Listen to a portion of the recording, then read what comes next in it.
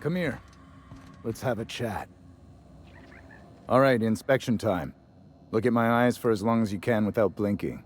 Starting now. Good. Look up.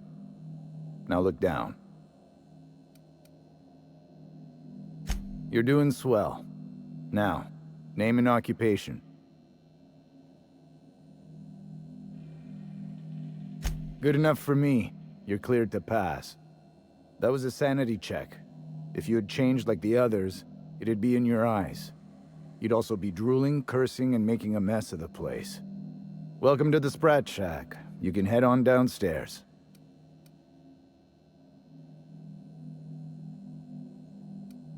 This is the Sprat Shack, the most remote watering hole in the system. Rule number 1, no fighting. Rule number 2, wipe your feet on the way downstairs. We're the only hospitable place on this rock. I want to keep it that way. That's why we have rule number 3. When people change, they stay outside, where they belong.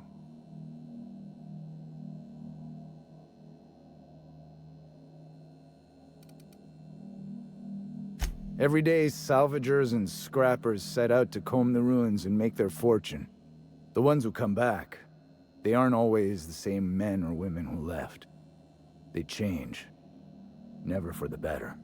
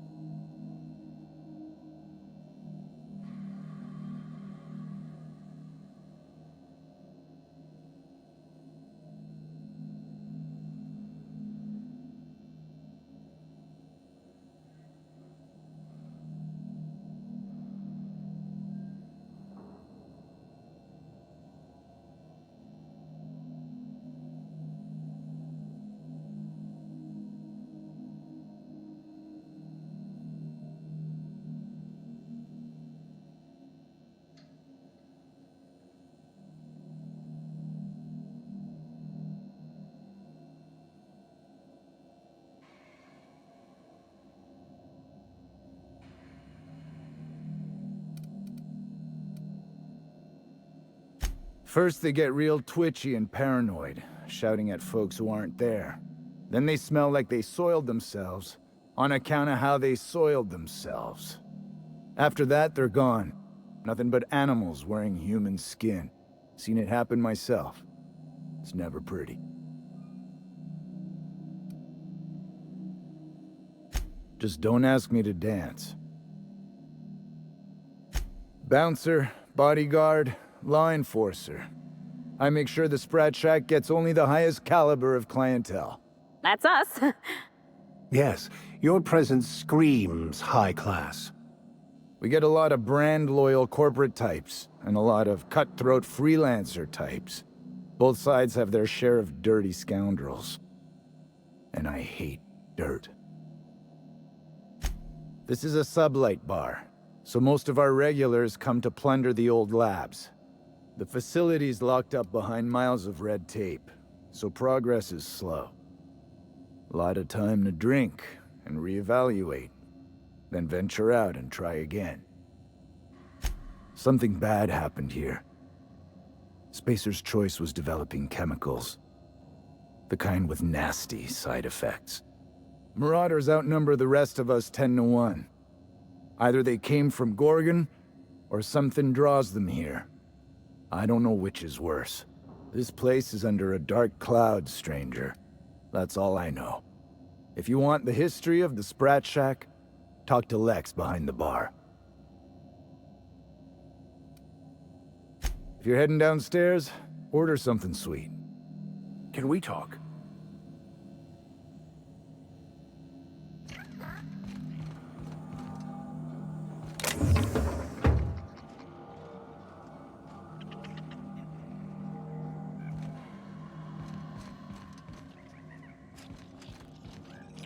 Oh, ugh.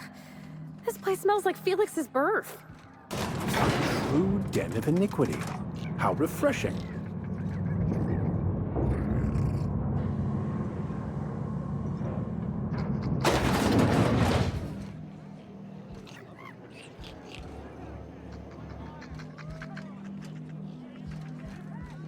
You're a humbug, Trixie, and worse, a thief. I can't steal what's lawfully mine, you tangle-footed dimwit. Break it up, you two. I've heard more than enough.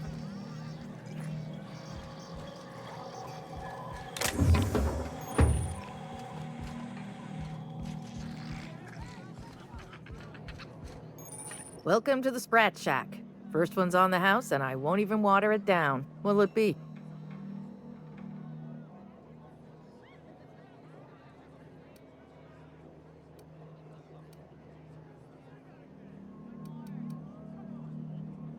Bottoms up. I assume you're here for salvage. Even if I did, I ain't supposed to play favorites. Most of my regulars are sublight scavengers. They pick over the ruins of Gorgon, spend their earnings at the bar, and head back out the next day. Vicious cycle, but that's life. You're the first new face I've seen in a while. Lucky. Sure, I knew him. He could get a little dramatic at times, but he was a good guy. Heard he took on a dangerous job. Spent a lot of time coming and going from the Office of Creative Incubation, just down the road. The way he talked about the job, you just knew Lucky had hit pay dirt. Not that I was jealous. Around here, that sort of luck can be hazardous to your health. Awful shame about what happened to him.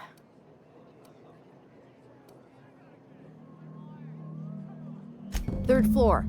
Once I figured he wasn't coming back to pay his tab, I left his room unlocked to air it out. You can help yourself to anything you left behind.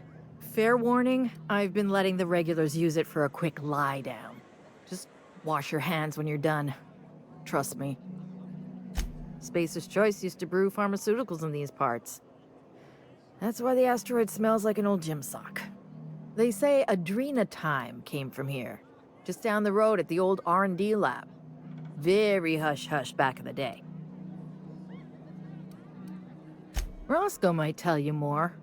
He spent some time around here before the bar opened up, and I trust him well enough. There's always Leonora, my favorite customer over in the storage room on the second floor. Keeps to herself and always closes out her tab. He's been here since opening day. I think he told me he was some kind of journalist. He got left behind when Spacer's Choice pulled out. And I guess no one's coming to get him. Roscoe's drinks are on the house. We all know how it feels to get left behind. He'll be all right. He's with the family now, and we take care of our own.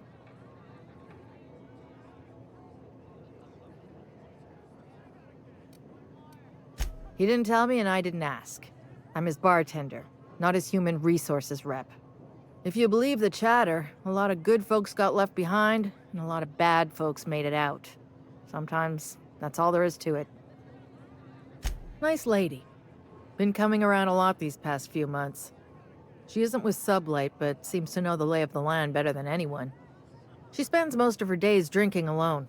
I think she's looking to hire someone, if you're open to a side gig. Now that you mention it, I thought I saw those two sharing stories over a pint. Didn't think twice about it. I don't speak ill of the dead, but Leonora deserves better company. That Lucky was no good for her. What are friends for, eh? I doubt anyone knows the full story. One day the evacuation order went out. Grunts and lab coats scrambled to get anywhere but Gorgon. And the weirdest thing of all, Adrenatime still hit the market. Me, I never touched the stuff. To each their own, but I think it's dangerous. Damn right we are. We've got drugs, scrap metal, prototype weapons, drugs, money, and more drugs. When Spacer's Choice evacuated, everyone dropped their gear and ran. Most of it stayed where it fell, and all of it is up for grabs. Of course, the real treasure is whatever's locked up in the old facility. Until someone figures a way to crack it open, we're just sifting through dirt. You got it, bub. Yes and no. The Sprat Shack used to be a shipping and receiving warehouse during the old Project Gorgon days. When Spacer's Choice pulled their guys off-world, Sublight moved in to salvage what we could, and they put me in charge. Yes and no. We're doing a lot more than squatting. We're classing up the joint, keeping the riffraff outside where it belongs. They didn't even serve drinks until I arrived. Talk about wasted potential. Yes and no. Rumor has it there's a Sprat wandering around the Groundbreaker, and he's the legal owner of the Sprat Shack. Hagen's idea. See, Hagen didn't want a paper trail that led back to her, so she gave the bar to the Sprat. If there were any legal problems with this place, the Sprat would do the time. Most businesses in Halcyon are run by Sprats, but this is the first I've heard of it being openly acknowledged. You think a Sprat could own Edgewater? Oh, imagine one wearing Mr. Thompson's little hat! Anyway, that's what the paperwork says. I don't make the rules. Easy. His name's Matt. The beautiful thing is, no one could tell Matt Sprat apart from an ordinary vermin. I think that's kind of the point, to send the authorities on a wild Sprat chase. I wouldn't lose any sleep over it. The Sprat Shack's gone through a lot of title holders over the years. As far as business arrangements go, this one's a head-scratcher, but they say it's all above board, so that's what matters. Yes. And no. Again, that one was Hagen's idea. She told me that speaking in vague terms keeps you out of trouble. And I don't want... Come back when you're thirsty.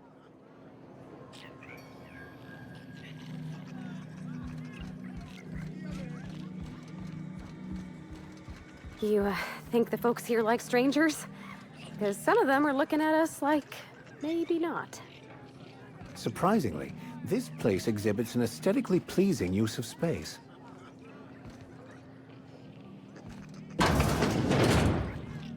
Huh, who's this now? Wonder if they could... Ah, who am I kidding?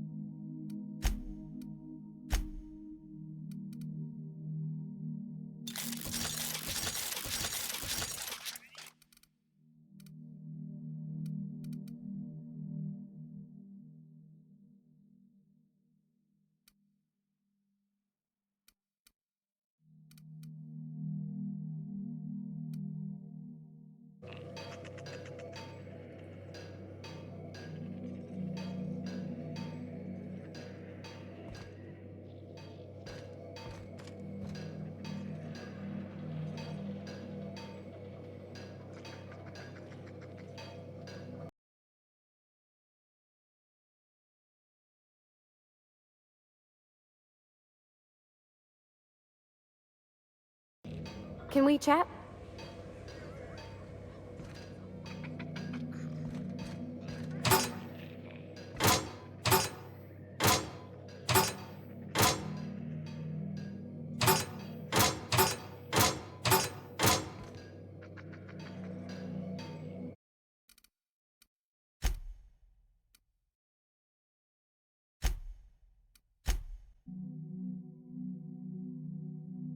Can we talk?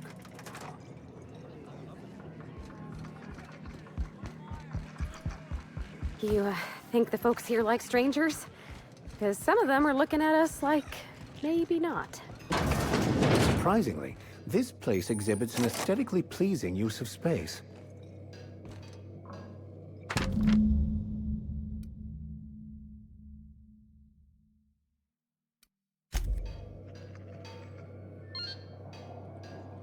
Think they stick the preservative in before or after the eye comes out? If I'm not mistaken, and I can't believe I'm about to say this, that eye might be the key Lucky mentioned. What strangeness have we involved ourselves in here?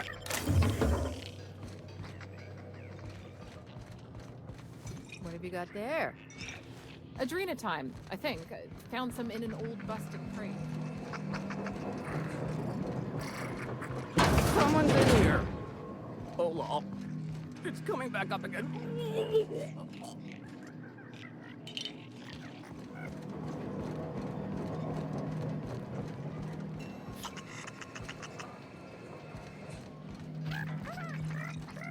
So, how you feeling?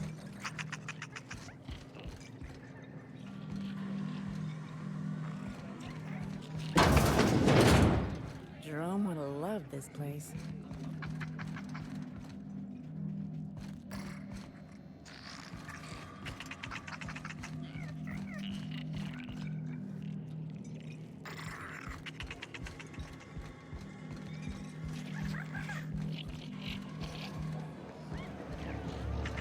Are you my agent? Sorry? I've been sent to meet a certain someone about a certain piece of merchandise. They're supposed to be... Can't help you. I'm just here to drink.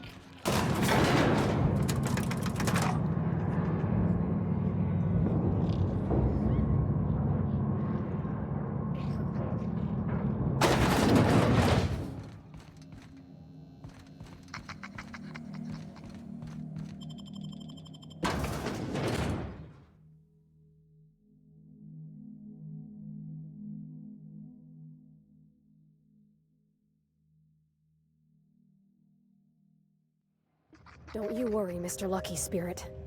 We're gonna finish your work and put you to rest, good and proper. Well, let's just hope we're luckier than Lucky was.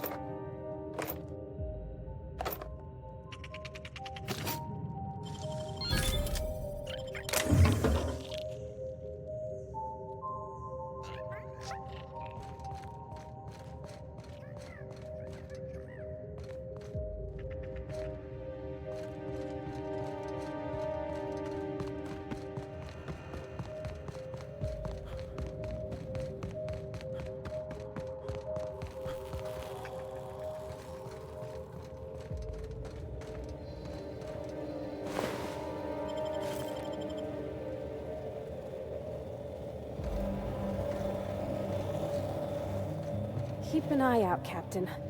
This place don't look entirely safe.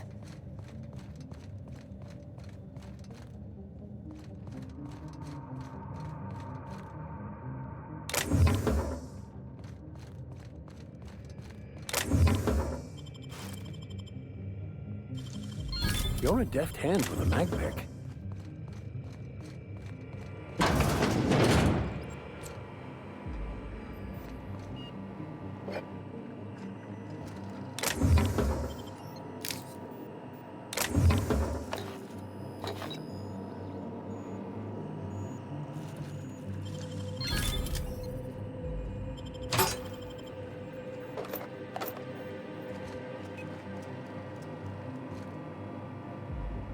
This unit is currently in wait cycle. Please return later. Have a better than natural day.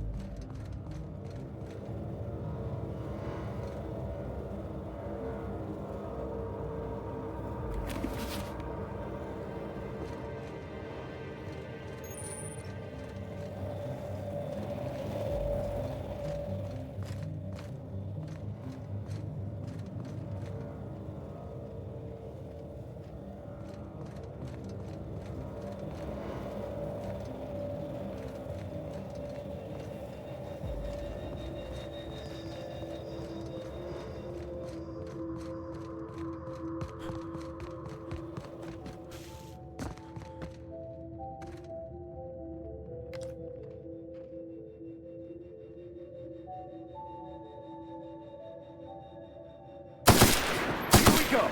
Don't mess with us!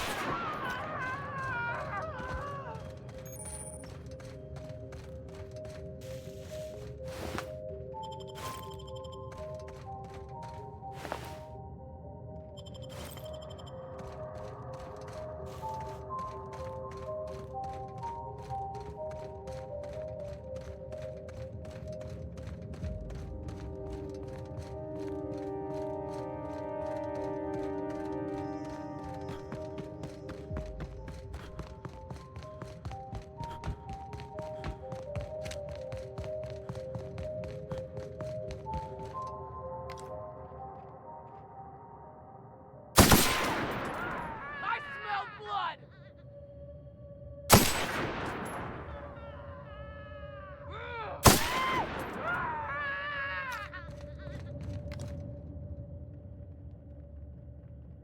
Gonna find you! Look out!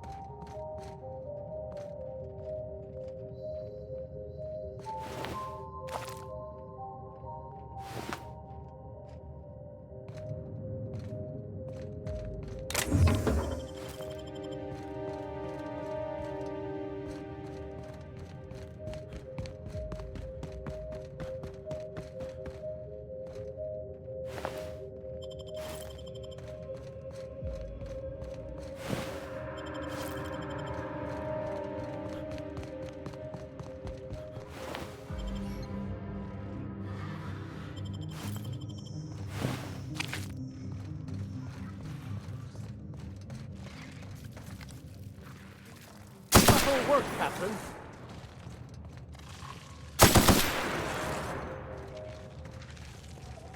I've seen... Here they come! Don't mess with us!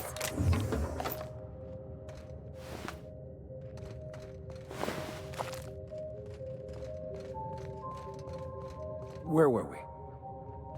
I've seen more than enough marauders to last a lifetime. I got your back, Captain. Ain't a single mantisaur gonna sneak up on us.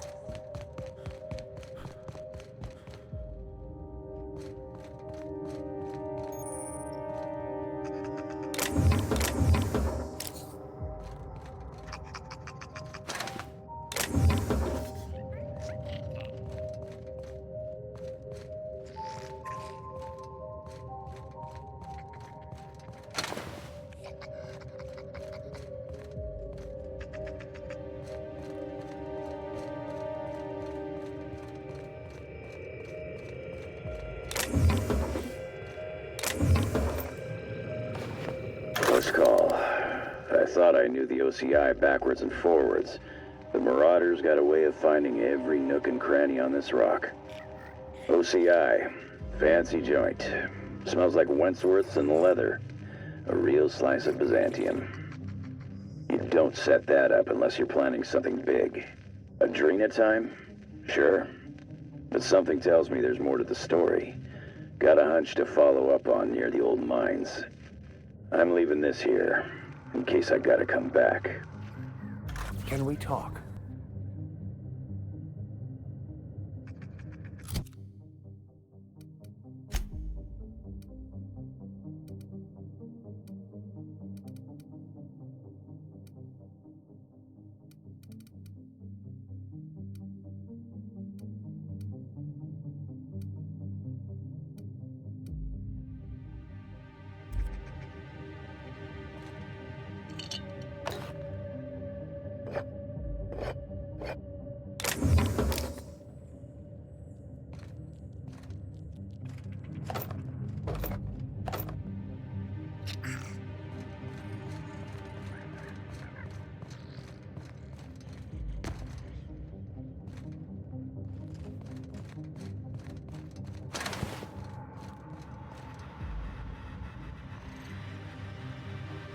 Initiating ocular measurement.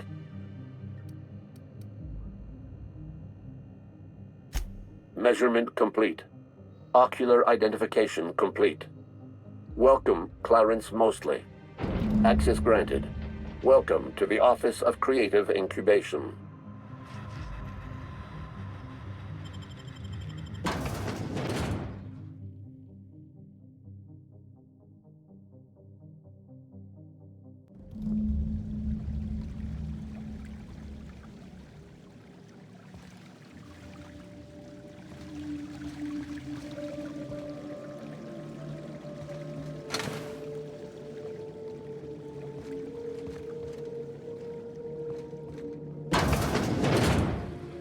If we've learned anything in our travels, it's that the fancier the facade, the darker the underbelly.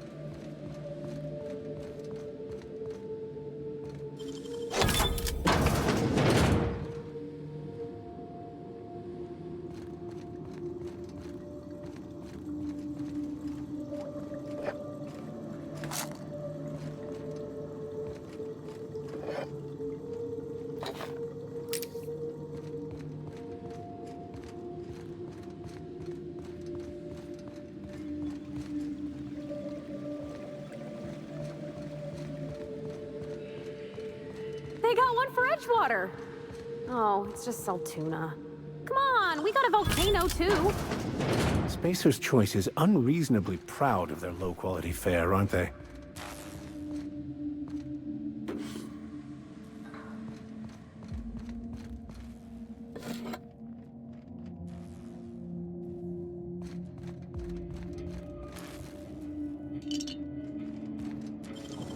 Nicely done.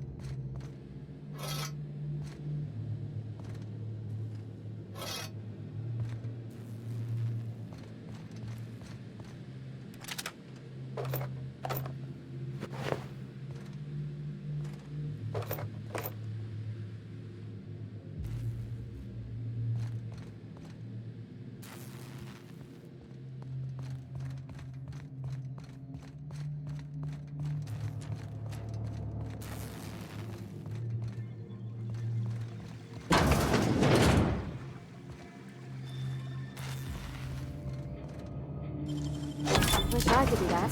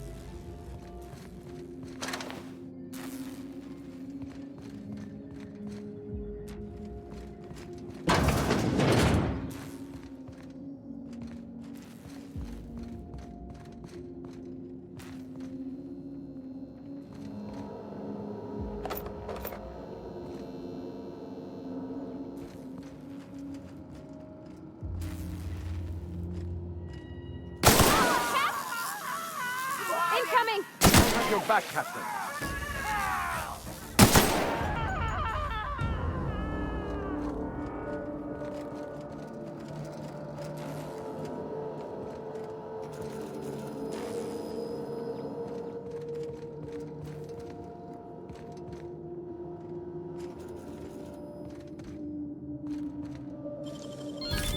Easy.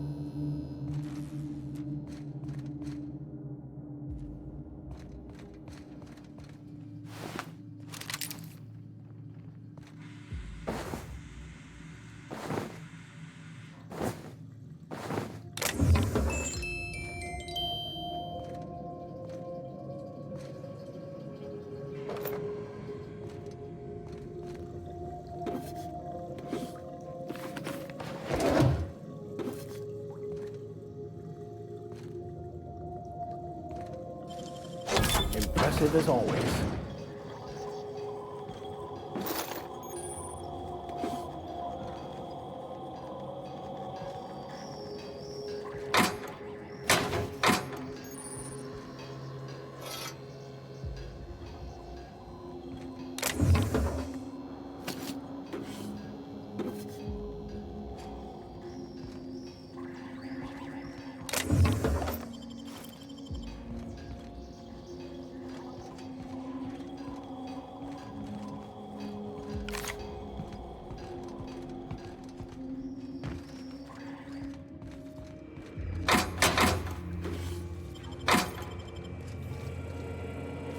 I wonder what corporate drivel they shoveled in here.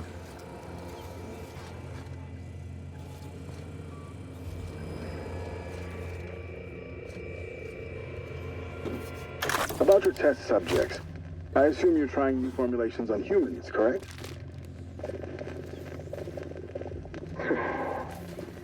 Where do they come from, Dr. Ambrose? They come from Tartarus, don't they? They do. Why the reluctance? Providing life-affirming employment to the indigent, the criminally indigent. Well, that's a social good, don't you agree? Here they come.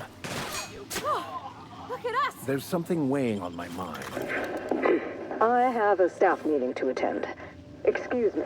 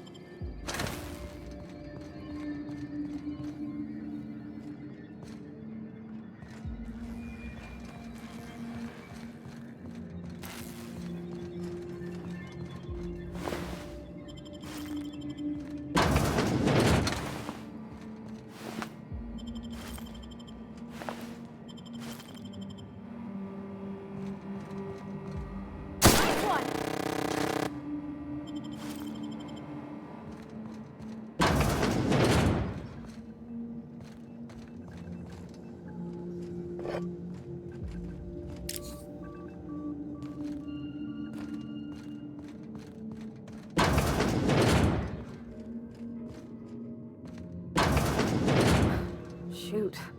This place got me feeling like I might dirty it up just by looking at it.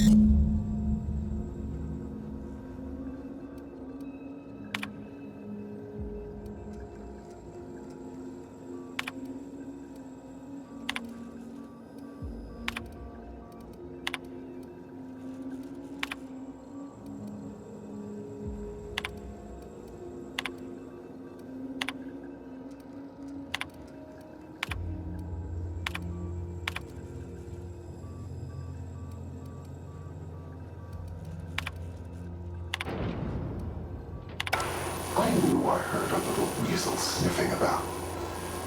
You'd best go back the way you came. There's nothing for you here. Call me the Ghost of Gorgon, or its warden. This place is a graveyard.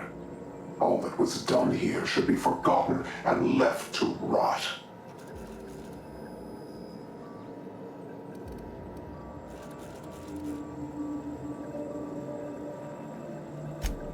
I did, and I am prepared to do worse if you ignore my warning. Gorgon is the birthplace of marauders. We created them here, in this very facility. They are our misbegotten children, born of hubris and vanity. This whole colony is a result of those two things. But marauders? Spacer's Choice really outdid themselves, didn't they? That don't make any sense. How could marauders get to Edgewater from all the way out here?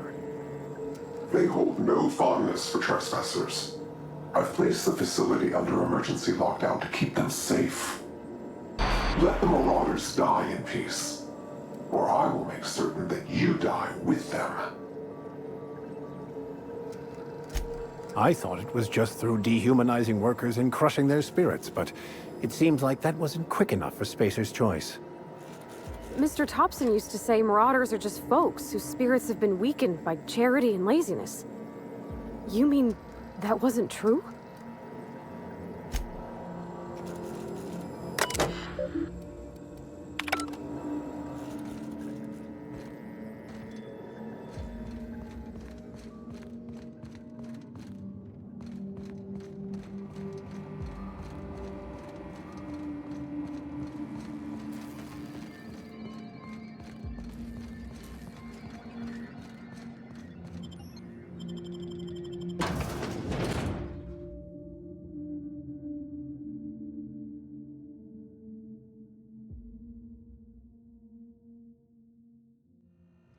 I wonder how the comm tower we're looking for will push us lower into this pit of corporate wrongdoing.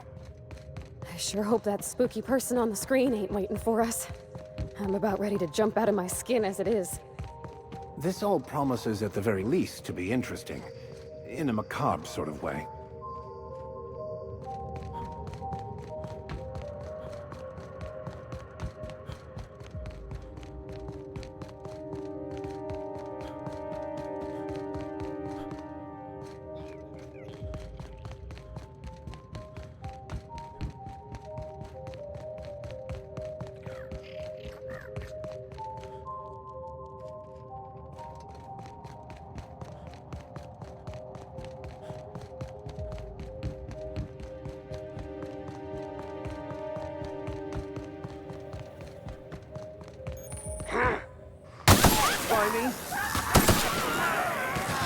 We are just that good.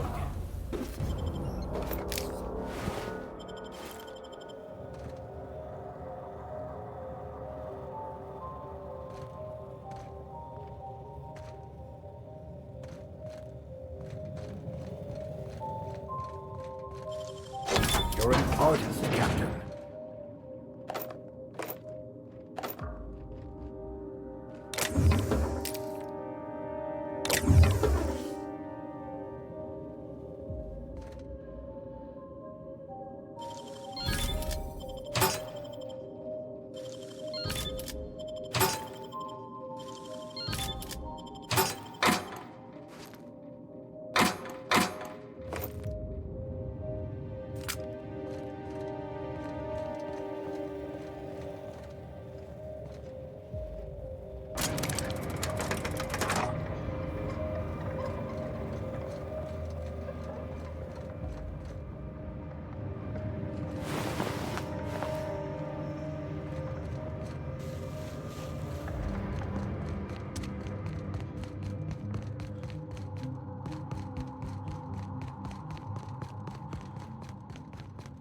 This place is steeped in desolation and despair. The natural habitat of marauders. Are all these marauders former townsfolk?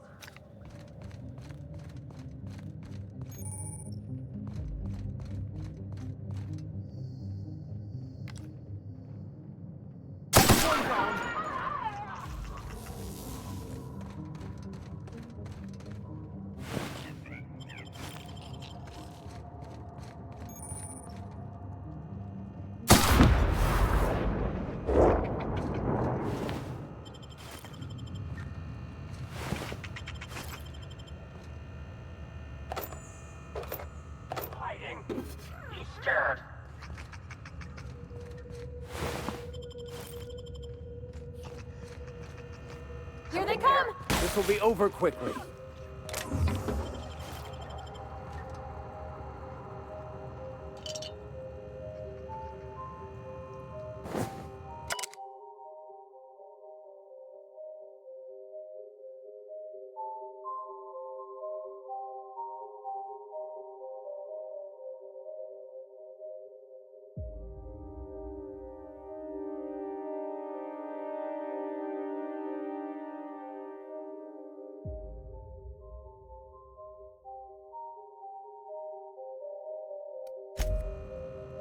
Captain, I was hoping for a word.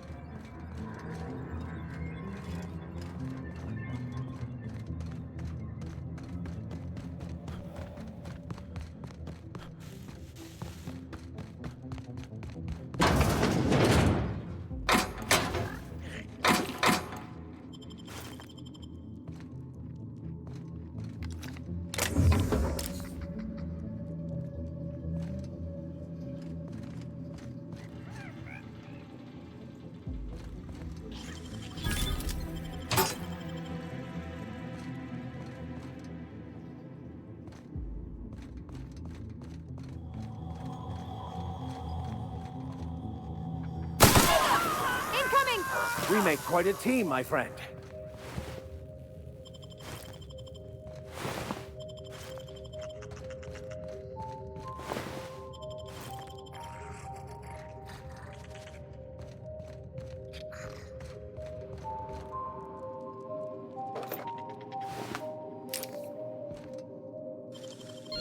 Impressive, as always.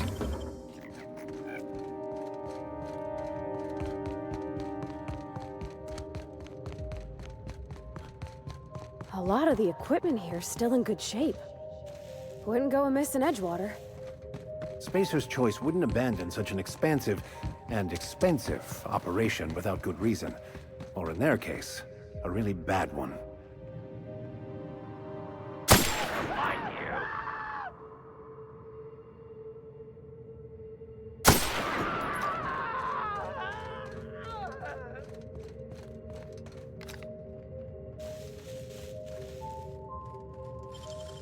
Nicely done.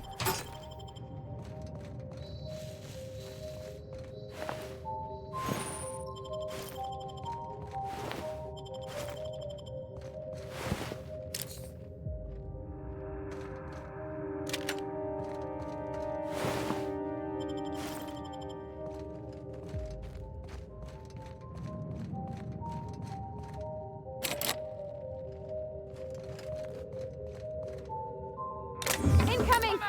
We've got a fight on our hands.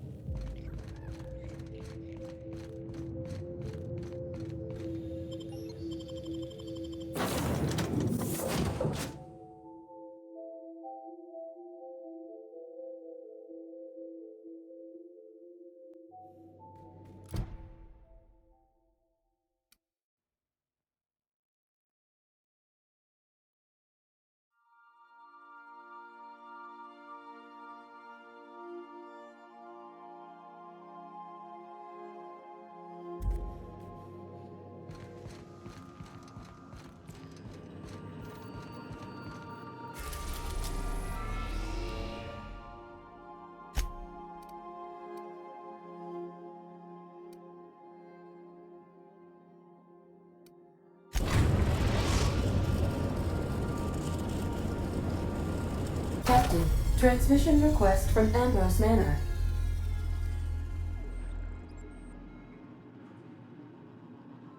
Captain! Imagine my surprise when I saw the Unreliable leaving Gorgon with so much urgency and purpose. Tell me you found Mother's journal. I'm positively dying for good news.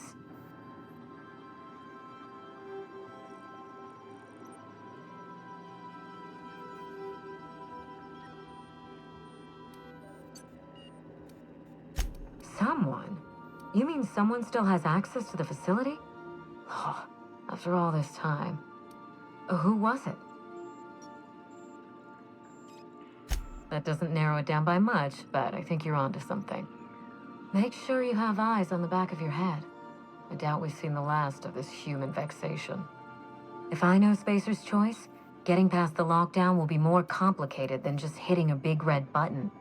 You'll need authorization, and layers of it. I seem to recall that Mother worked closely with Gorgon's R&D personnel, but not close enough to invite them over for dinner and cocktails, if you get my meaning. By now, they'll have moved on with their lives. If only I could do the same. I knew Mother was involved with some important chemical trials, but I had no idea her pet project was adrenatime. Adrenatime is a working man's stimulant, like a caffeinoid. Very popular at launch, though the marketing quieted down over time. What? No! I mean, there's some very morbid wording in the fine print, but I had no idea adrenatime could make marauders out of people. That's it. That must be it. Spacer's Choice is keeping their dirty little secret about adrenatime off the record. We have to find Mother's journal. If we don't, then Spacer's Choice gets away with murder. I only hope we... Adrenatime was touted as the working man's best friend. A drug that boosted productivity with no adverse effects. The promise of adrenatime cannot be overstated. Exhaustion and fatigue were supposed to be obsolete. Workplace accidents would be things of the past. For whatever reason, the drug never lived up to that promise. I don't know. And thanks to Spacer's Choice, we may never find out. I know that I'd like to see a colony where the promise of adrenatime was fulfilled, and I doubt I'm the only one. Thank you. I certainly ought to know what I'm doing. I spent years trying to break into pharmaceuticals, professionally speaking. Mother wouldn't hear of it. She didn't think I had the wit to succeed in her line of work. Safe travels. If your leads give you any trouble, be sure and give them some trouble back, yes? Ta!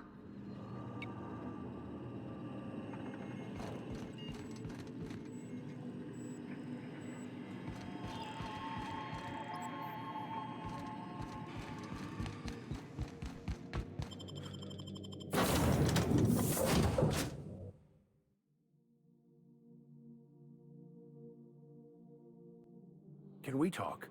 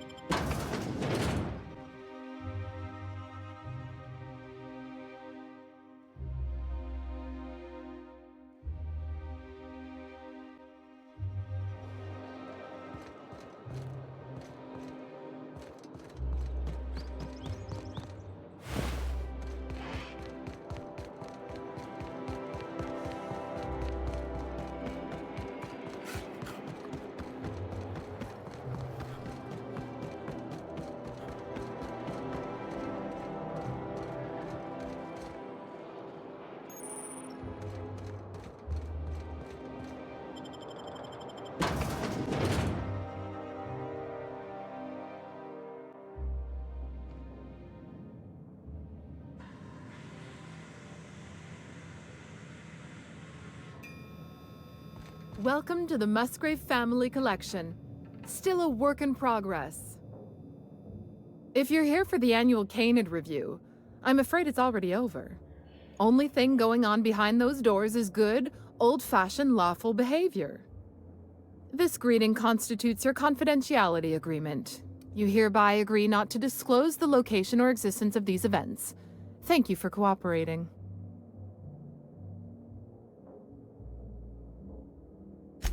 Oh, that's just so encouraging to hear. I'll just go ahead and add your comment to my permanent record. Now then, how can I help you?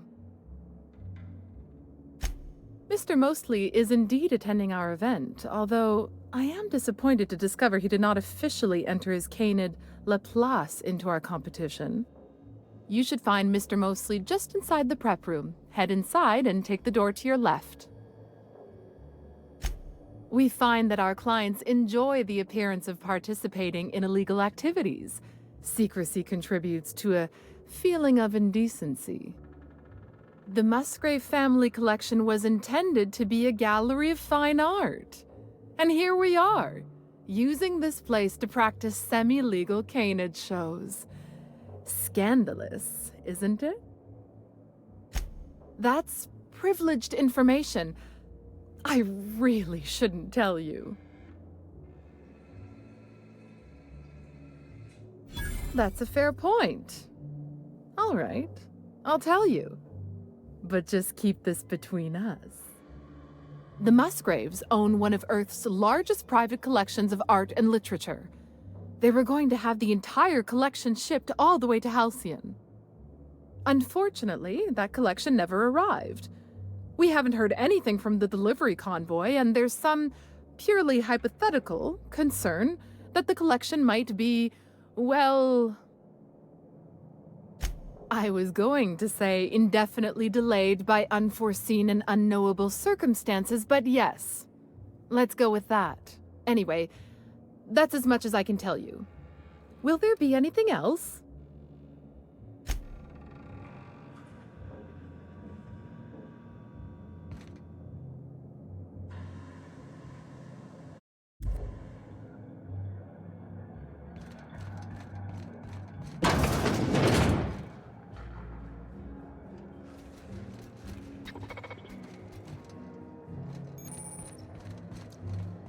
Oh, just hear me out.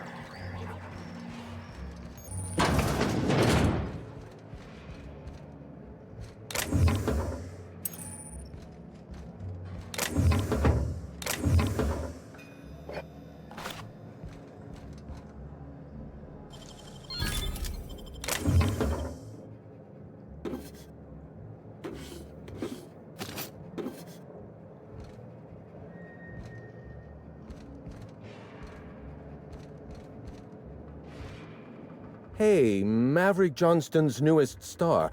I've got a question for you. Do you know the interesting thing about Canid shows?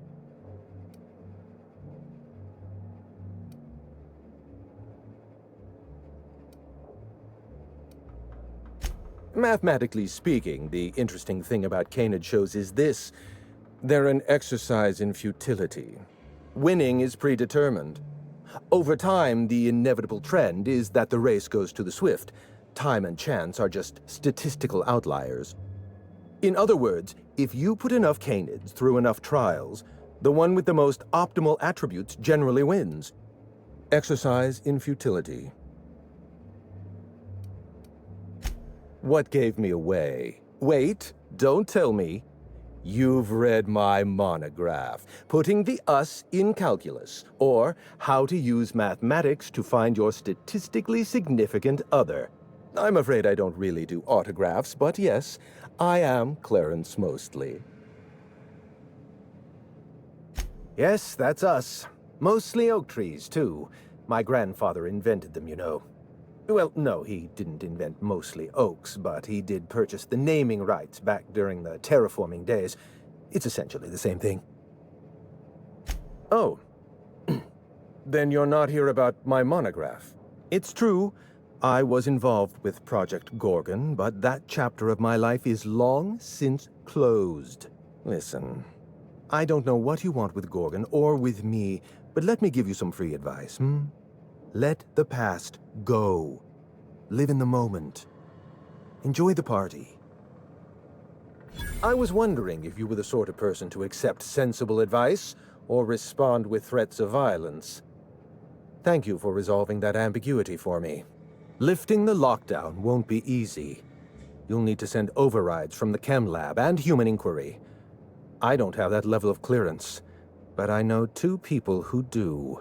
The trouble is, I don't know you. I don't trust you. I washed my hands of Gorgon, and you're asking me to dirty them all over again. I'm going to need a good reason.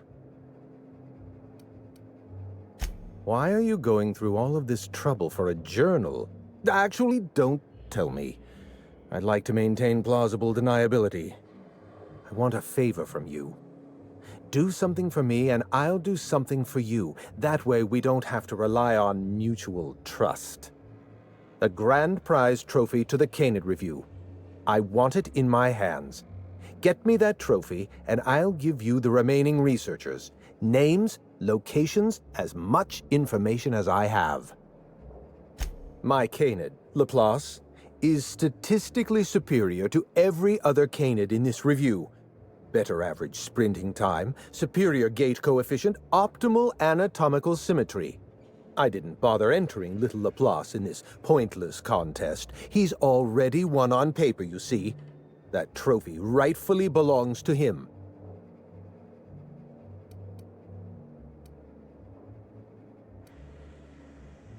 Head into the main hall and take the elevator down into the maintenance tunnels.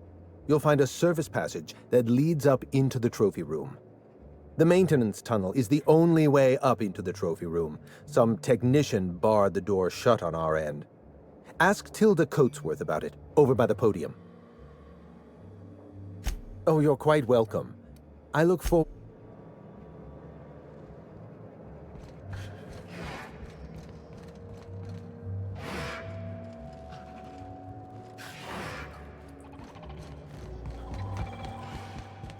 It's not Canid hunting I object to, it's the impropriety.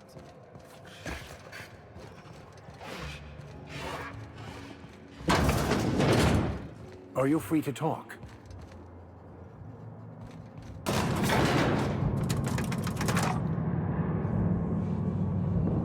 Yes, you caught me ruminating again. Guilty as charged. What's occupying your thoughts? Bakonu, the author, had some interesting theories about man's perception of reality that I thought could be applied to our attempts to decipher the plan. Unfortunately, he was also one of the founders of the Philosophist school of thought, so the book is banned in this colony. Philosophism's a false religion that stands in contradiction to almost everything we know to be true. They believe all is chaos, in stark contrast to OSI's belief in the plan. But most of the philosophist perversion of Bakonu's thoughts came more than a century after his death.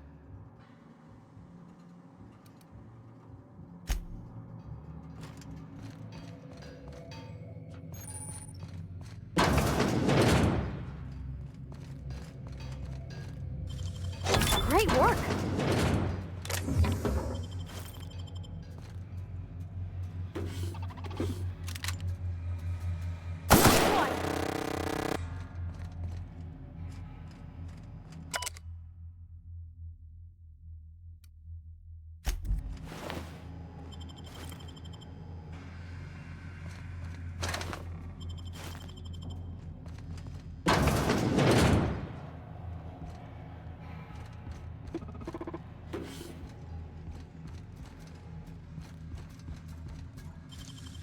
You're a deft hand with a mag pick.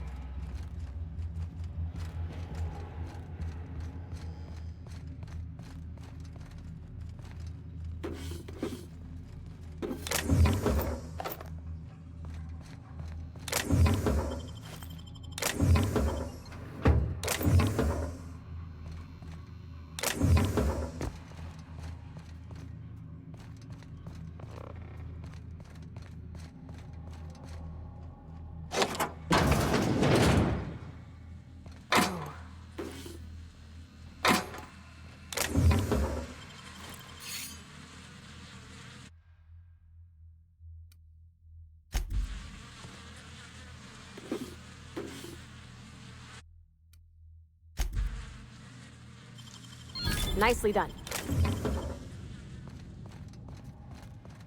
Well done, Captain!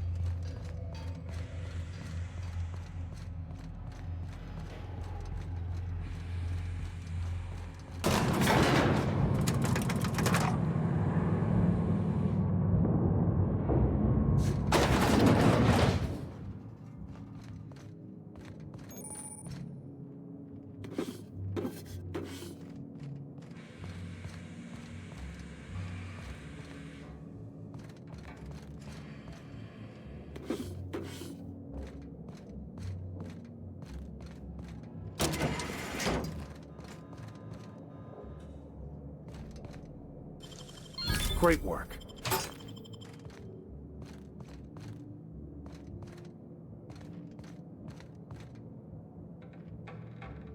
If there's one thing I've learned traveling with you, it's that theft is what a state of mind. Come now, Anubis, you must perk up. Oh, you don't have to be scared of these canids, Captain. I don't think they're gonna hurt you.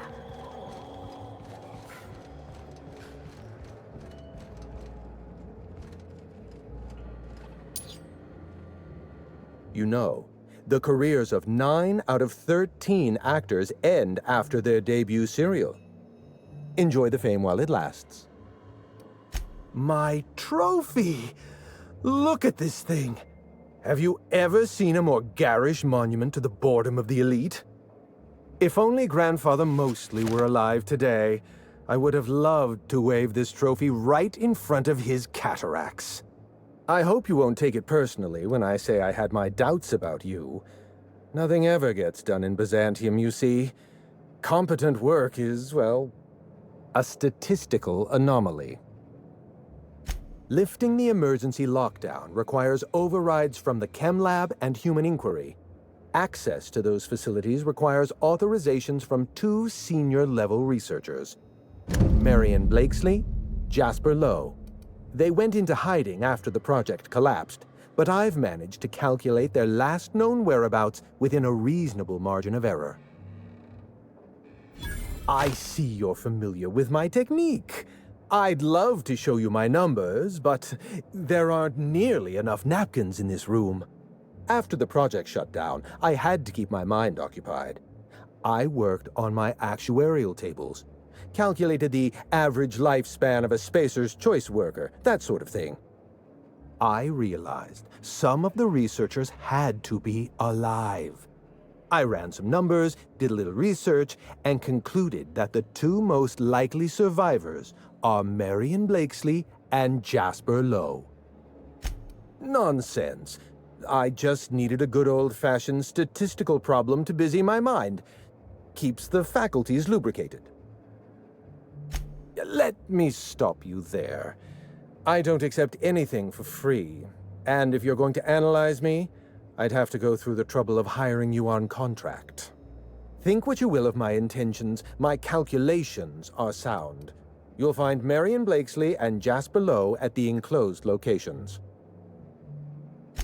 As far as I know, Jasper Lowe and Marion Blakesley are the only 2 surviving researchers with high-level clearance.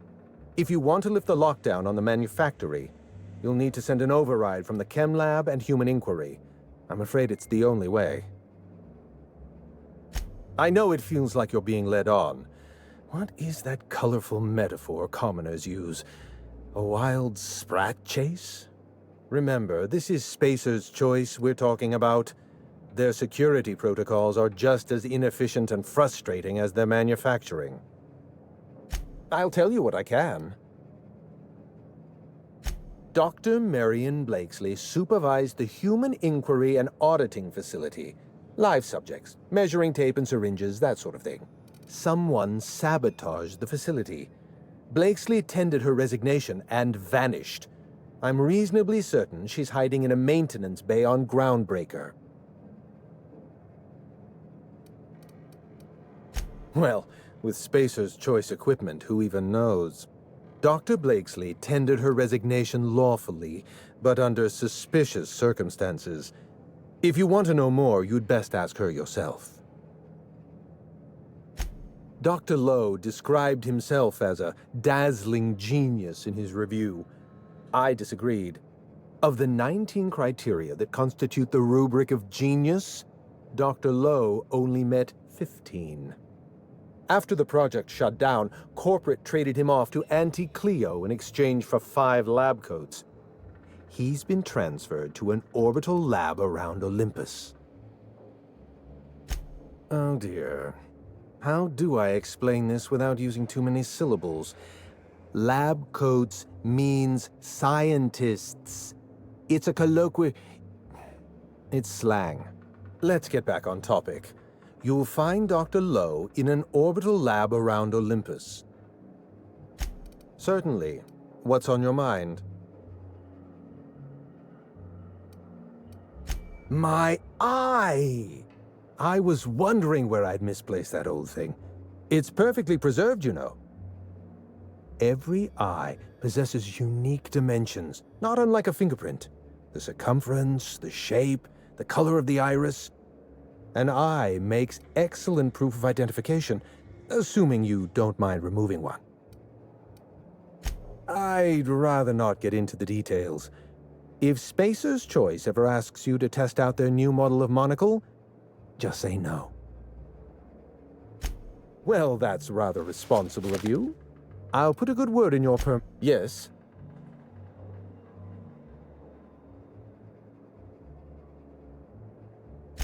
Let's try to keep it down, shall we? At least pretend we're being discreet. There's not a lot about Project Gorgon I can tell you. I know that's not what you wanted to hear, but I closed that chapter in my life. I've moved on. Look, don't tell anyone I said this. But if there's anything I've learned by living in Byzantium, it's this. If you go looking for the truth, you are looking for trouble. All right. Ask your questions. And then if you don't mind, don't mention Project Minnie Ambrose. Oh, Olivia's brat. Ambitious, but like the rest of her family, irrelevant. She tried following her mother's example, failed, and if she ever tried again, I couldn't tell you. The name Ambrose doesn't mean anything to me anymore, or to anyone halfway respectable. The Ambroses are, how do I put this politely? A family's name is only as strong as its enterprise. The Musgraves have Rizzos, and the Schuyler's have Auntie Cleo, and so we show those names the respect they deserve. The Ambrose name was associated with Project Gorgon. The project died, and so the Ambrose name died with it. That's just the way the game is played. Project Gorgon was designed to change the life of every worker on Halcyon. We weren't just building a product, we were trying to build a society. How many workers call Halcyon their home? What do they eat and when? How long do they sleep? How hard do they work? What are their most productive years? When do their organs begin to fail? That's the nature of my work. I study human life in order to determine its value. Jeweler... everything. Every project has a margin of failure. We expect setbacks, complications, delays. Project Gorgon experienced a cascade failure. One mistake precipitated another, and another, and another. The labs failed to develop a safe drug. Human Inquiry failed to perform their tests responsibly. An unsafe drug tested on unhealthy subjects by irresponsible supervisors. That's Project Gorgon. I know. Project Gorgon was a failure of leadership. Leadership to which I belonged. I should have pushed for stricter supervision. We gave the other departments too much freedom and not enough oversight. Spare the... Anarchy is not a crime. It is a symptom. The undisciplined workplace secretes anarchy the way our glands secrete enzymes. It's a principle of science. Sabotage came first. The chem lab, Human Inquiry, even my own office. Sabotage broke the discipline of our workplace, leading to confusion, leading to escaped subjects, leading to anarchy. No one appreciates the value of good data. The holistic surveillance device I wear is an invaluable tool, gathering data on all my day-to-day activities. My former colleagues can go into hiding and live in ignorance for all I care. You got a minute?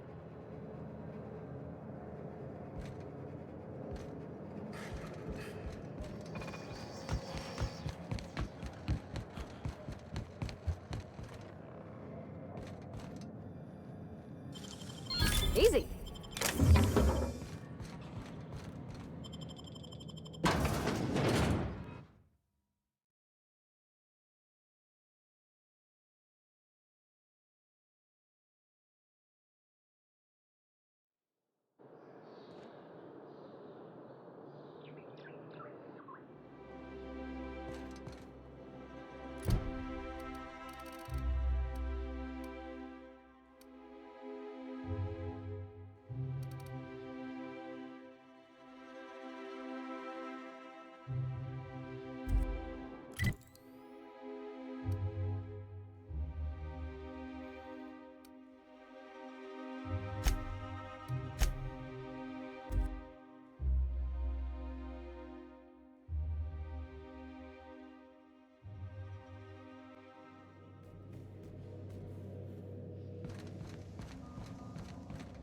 Someone has left a threatening message on your terminal, Captain.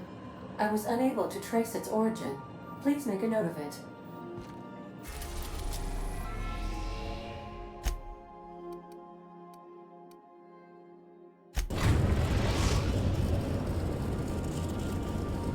First stop at the Groundbreaker Auxiliary Base. Take someone to watch over that, please.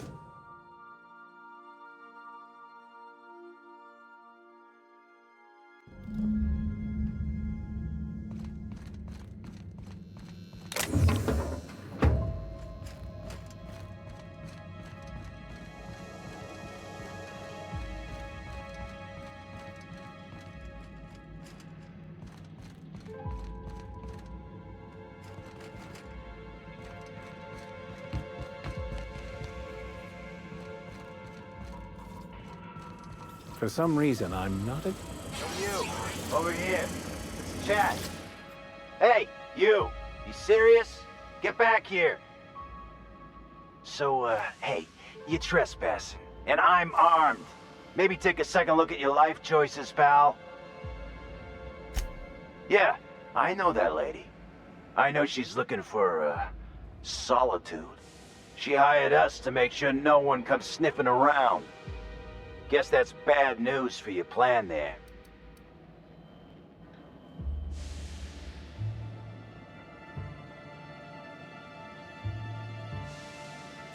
What, after 5 years? Pretty sure she's serious about a little stint in solitary. Anyway, Blakesley's given us standing orders to strongly discourage anyone who tries to come in. I like to, extrapolate from there. This deal with Blakesley's pretty sweet. We get paid, and we get fresh greens every week. My gums never looked healthier.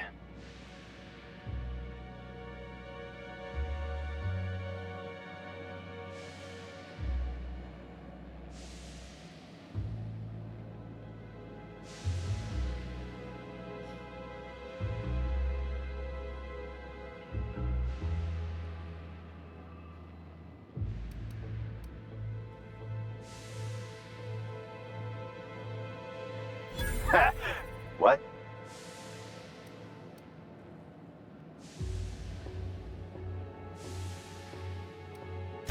Shit. Insurance, you said? Fine, I guess. Look, we won't give you trouble, but I can't say the same about Blakesley. She's got some crazy setup in there, so if you get shot, don't come complaining to me. It's clear, guys. Excellent maneuvering, Captain. It's like I don't know what to do with it. This must be a step up from horseback.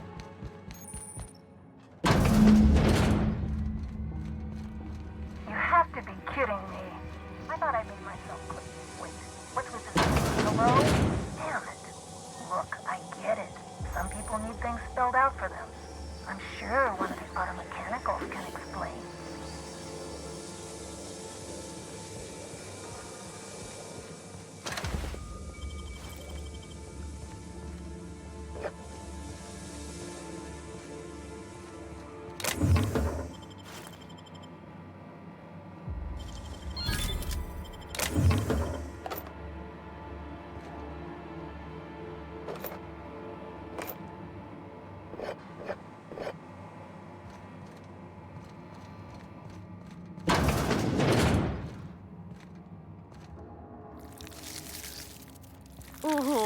you handsome. Looks like you got yourself a little...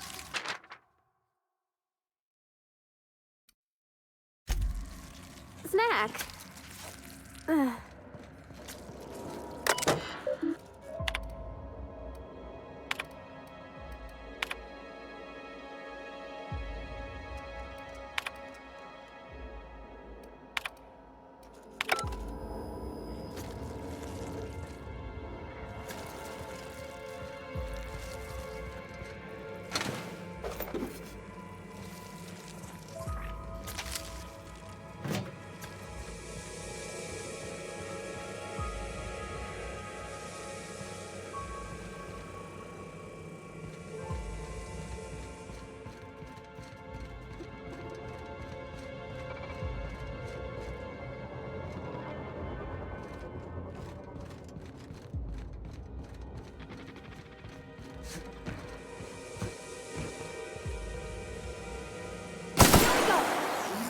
Our skills are unrivaled.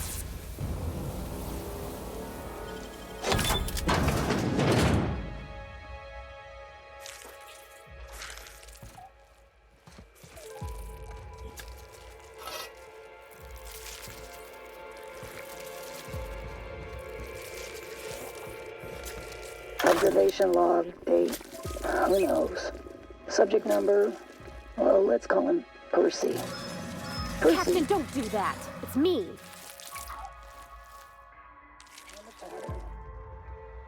He wakes up, he listens for that bell 3 times a day. Food rains from the sky. He eats, he waits. Life is easy. But the second your molt comes in, pal,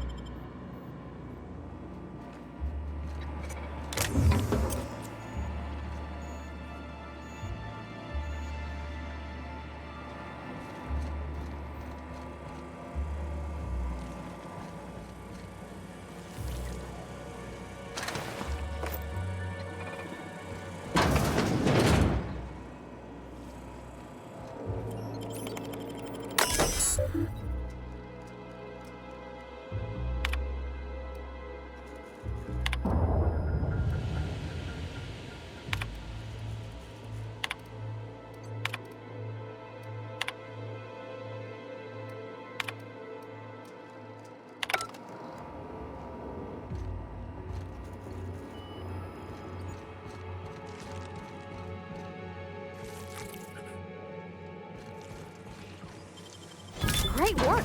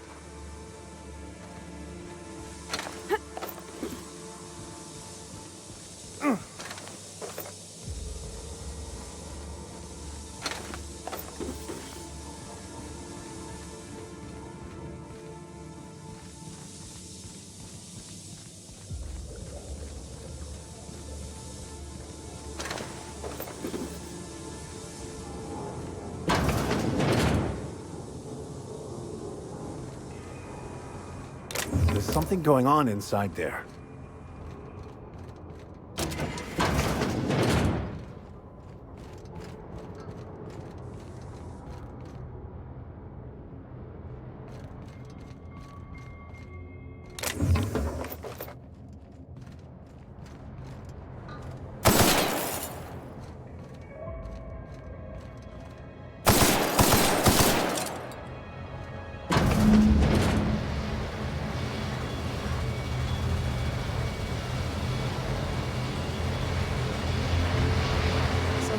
fuck? Oh, wait, hang on, I can't hear a damn thing. Just gonna shut this thing off. Right. Marion Blakesley, what can I do for you, Mr. Home Invasion?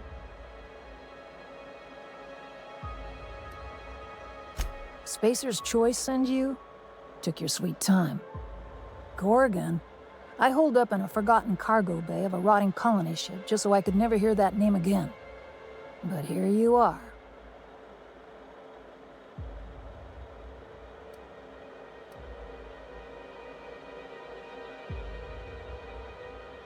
That bastard. Is he still only mostly worthless, or has he achieved mathematical perfection in that regard? He'll be on to the next hobby in a week. Clarence lacks the attention span for this sort of thing. Someone wants to dig up the past, and you're the shovel, right? Ambrose. Well, I'll assume you're caught up then. That or hopelessly confused. Corporate demanded a product they could throw onto shelves. That put the squeeze on low at Chem to develop formulas. Samples. But how do you know if the product works? You run tests, see what happens. That's where human inquiry and auditing came in. I ran HIA, and HIA ran the tests again and again and again. And what happens is a whole lot of wasted time and even more bodies. Testing supervisor. I designed the initial testing regimens, managed the staff, made sense of the test results. Tried to anyway. People are complicated, and I don't just mean the test subjects. Try and avoid working with people if you can. It always gets messy.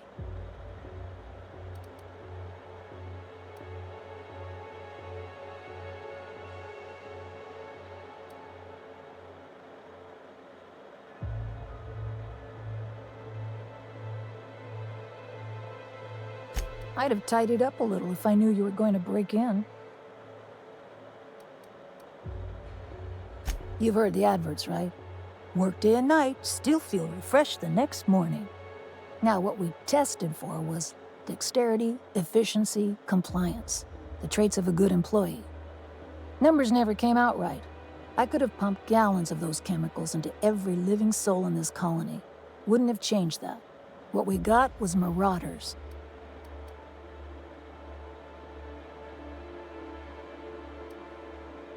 Yeah, good luck making that one stick. It's in the fine print, you know. Whatever was in those chemicals, it didn't matter what tests we ran. We kept getting the same results. The proto-adrena time solution was both monstrously addictive and had catastrophic effects on the psyche and intellect. A real boon to the colony.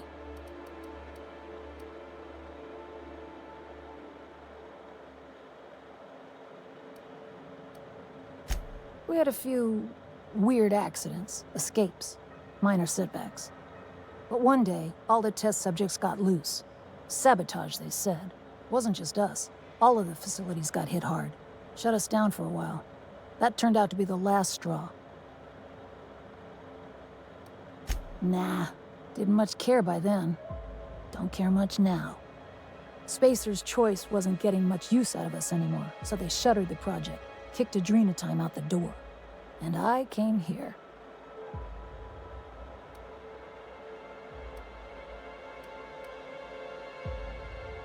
Indulge a scientist. What do you want out of this investigation of yours? Trying to liven up your memoir? Yeah, well, people don't tend to exhume the past just so they can bury it again somewhere nicer. Ask your priest friend. What do you get out of headbutting murderous automechanicals for your captain here? My reasons are my own. Suffice it to say that not all rewards are monetary. Fair enough. That's all I've got. Here, I still have this pass. Don't much feel like hanging on to it anymore. Made my exit the moment the project started falling apart. Had to steal some credentials. This should get you into the volunteer induction entrance. Please, I just messaged people with fake demands for their passwords.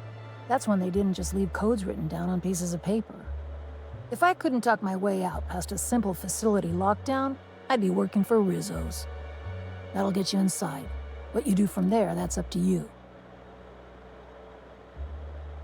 Come on, I've left it behind me. You wouldn't.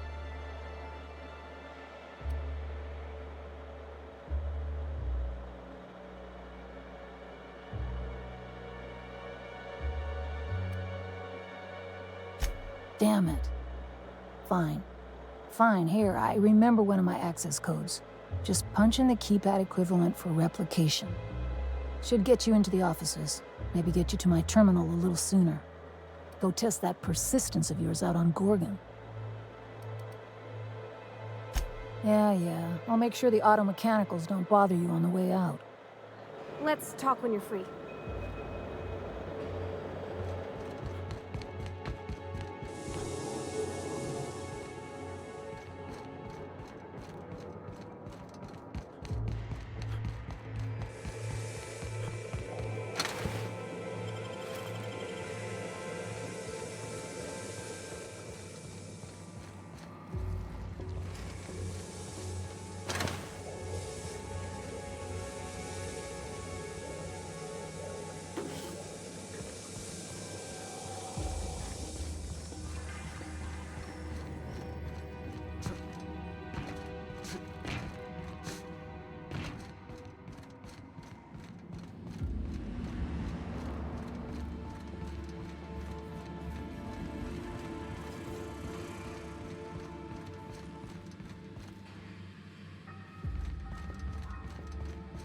You want to set you up some expense reports?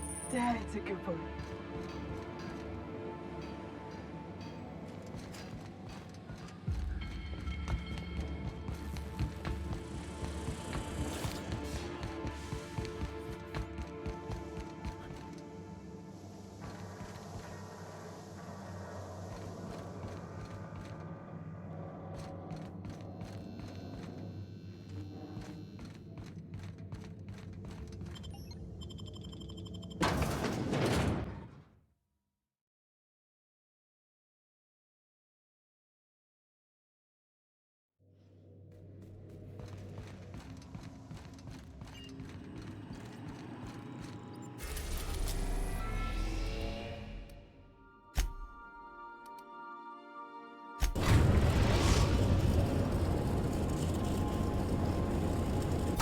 In orbit above Gorgon.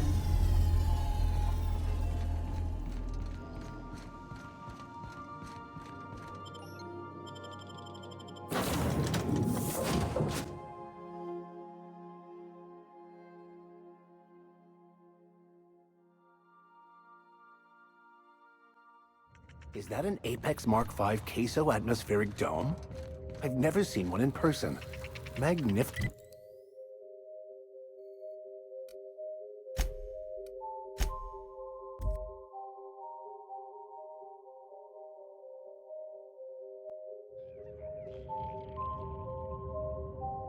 Here we go! Don't mess with us. Everyone all right?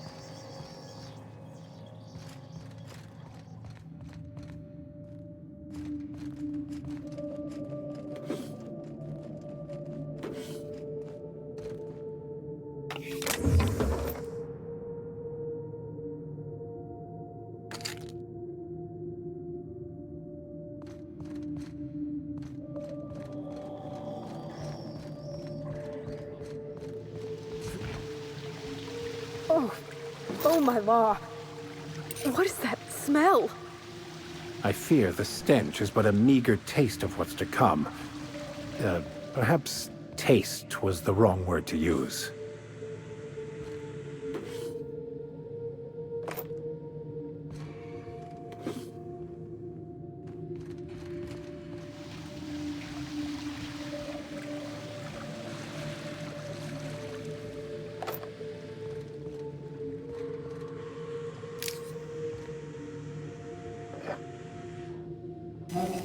Welcome to Human Inquiry and Auditing, the Spacer's Choice Facility. My name is Dr. Leslie, and I'd like to congratulate you all on volunteering for this important opportunity. Know that as of today, each of you will be part of something greater. Together, we will unlock the path to discoveries of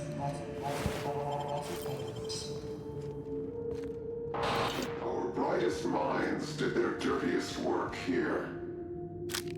We made puppets out of people and tested them until they broke. Walk softly, Captain. Some of them still live here. I hate to be disturbed. I'd like to believe that nothing this place throws at us could be worse than what we've already faced.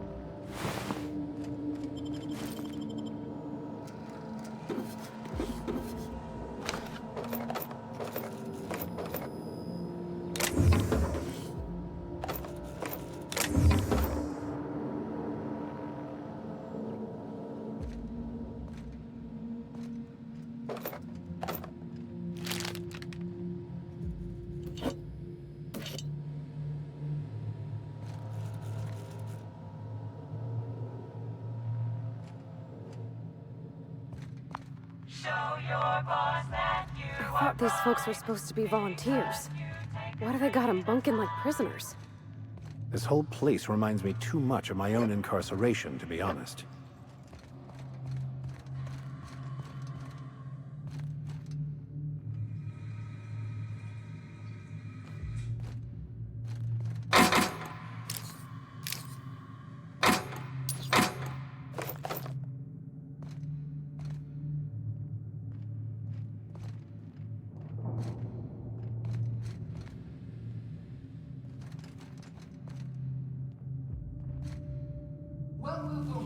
Welcome, volunteers. This office environment is where we will test your communication, paper management, and self-motivation skills.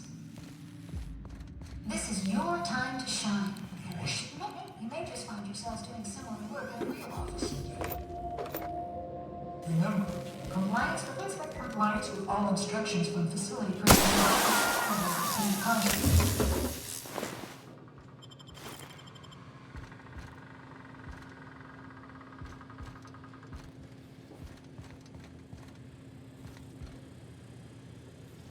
We've got trouble!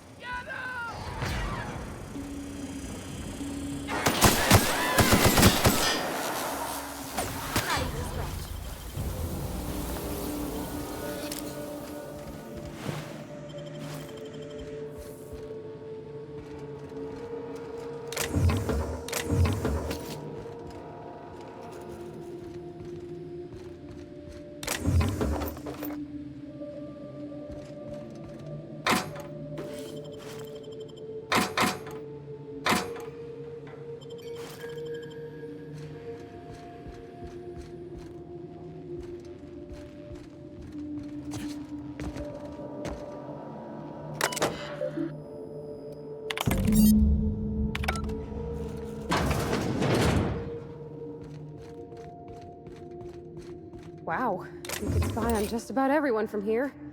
Mr. Thompson would have been over the moon.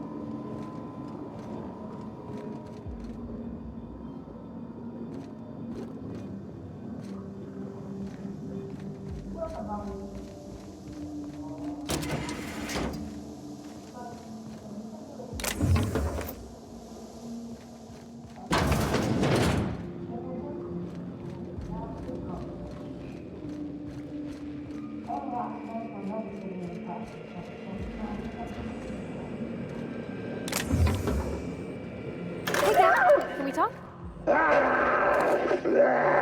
Get him strapped down! Dr. Blakesley. Subject demonstrates catastrophic personality collapse. Fucker bit me. Marion. Interesting. I think I'm going into shock.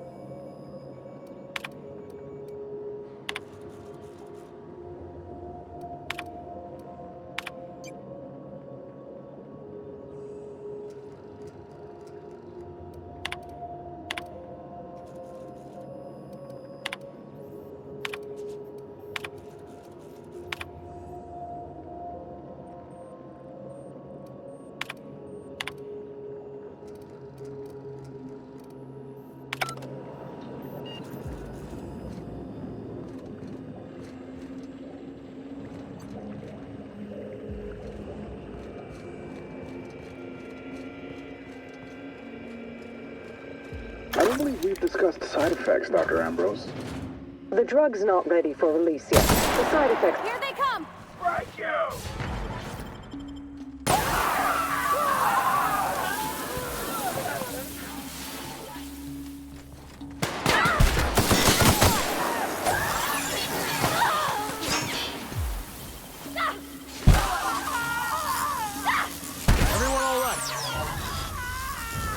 The drug's not ready for release yet. The side effects are immaterial. So it's dangerous. Perhaps it results in some thrilling mutations. Forearms, maybe? Or a second head? Try delusion, paranoia, gastric bleeds, violence, and fatal insomnia. Shall I enumerate every way our volunteers have died? Suicide by automech, suicide by hanging, starvation. Cut the recording, Georgie. You sure, boss? I just put on a new cylinder. Stroke, spontaneous. I don't feel good. I don't feel good at all.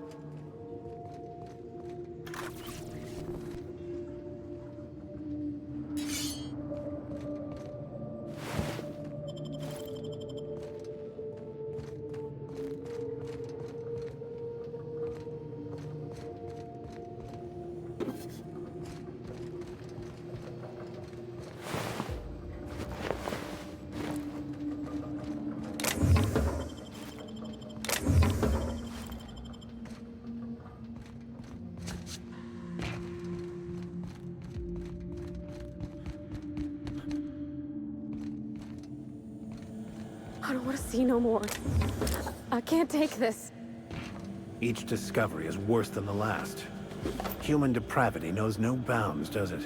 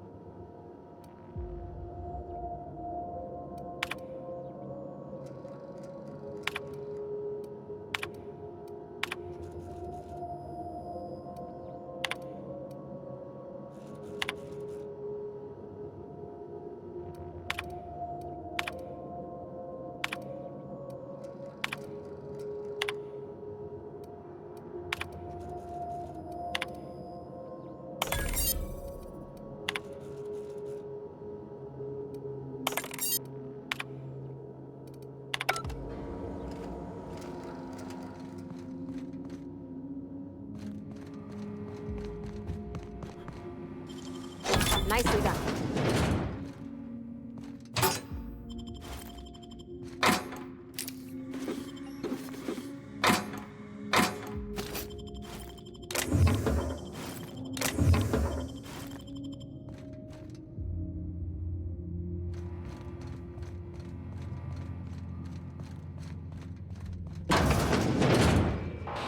Did you enjoy the show? I didn't. You could have left Gorgon in its grave, where it belongs. Now I'm afraid I have to find it.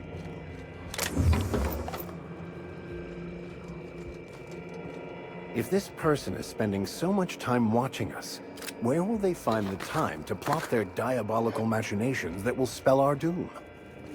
I don't know how much more of this I can take, Captain. I'm about to chew my own hands off with nerves.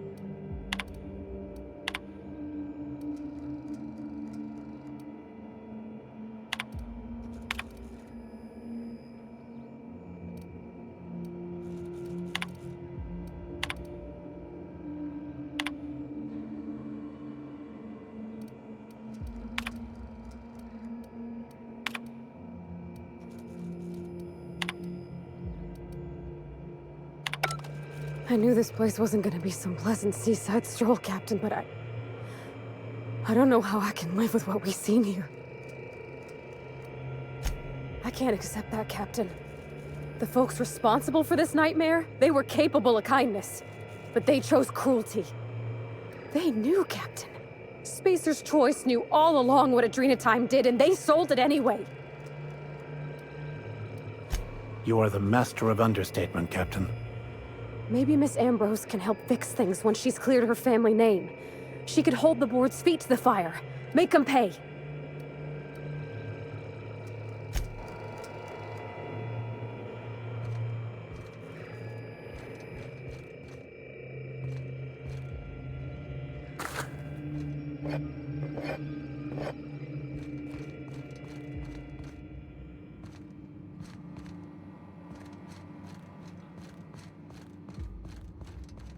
Can we talk?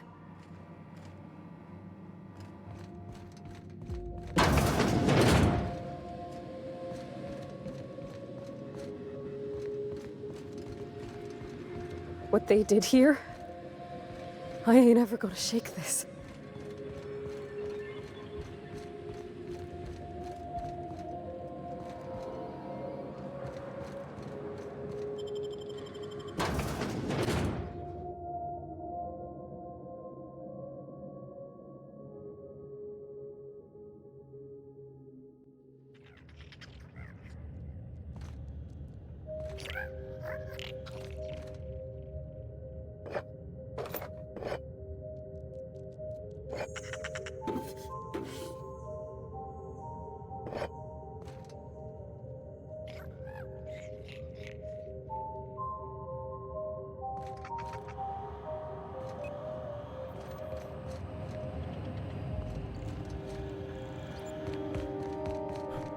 Looks like someone had a real fondness for sticky notes.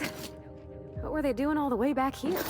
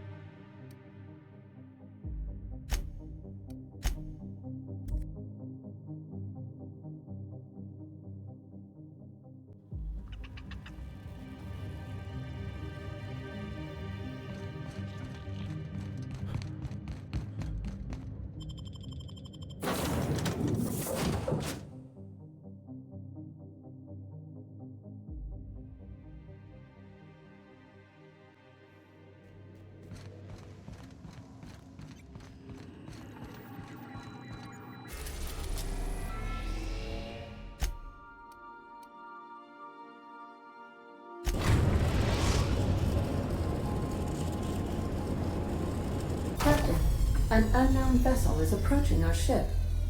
Their intentions are currently indeterminate. Once I deduce their intentions, I will play one of two audio signals. A cheerful fanfare if they are friendly, alarms if they are hostile. Their intentions are no longer unknown. The unknown vessel has deployed a boarding mechanism. They will attach themselves to our airlock and attempt boarding shortly. That sound indicates that a boarding mechanism has successfully attached to our airlock. Captain, I am pleased to inform you that we are currently in the process of being boarded. Boarded, Captain. A verb, indicating a hostile action whereby an enemy ship attempts to invade our own for the purposes of capture.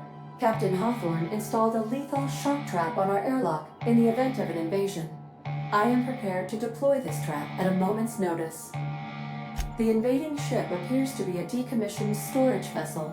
The crew are either pirates, their ship is using a tracking device too sophisticated for their primitive astrogator. I conclude they are receiving outside assistance. If you prefer to make an escape, I can disable the... Understood, Captain. I will be deploying the Unreliable's lethal deterrence system. Please approach the airlock and enjoy the show.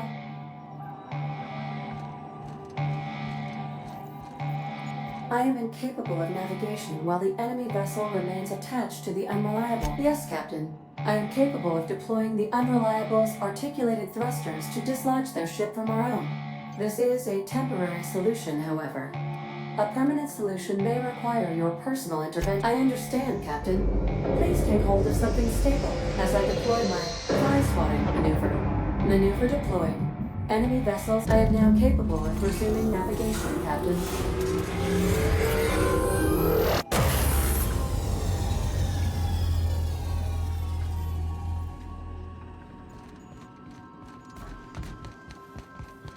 Take someone to watch your back.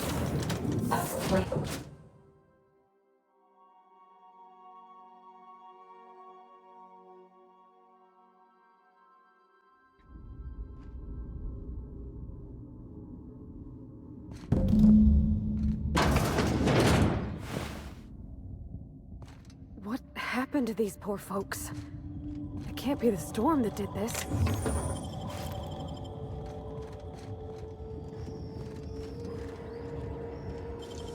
Gosh, that's clever.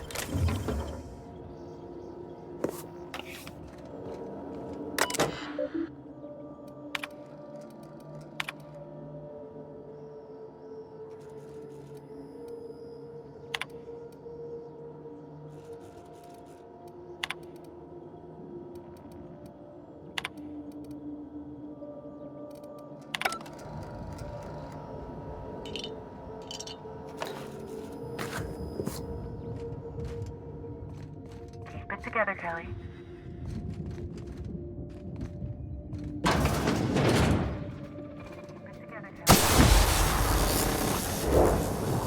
Beginning sig.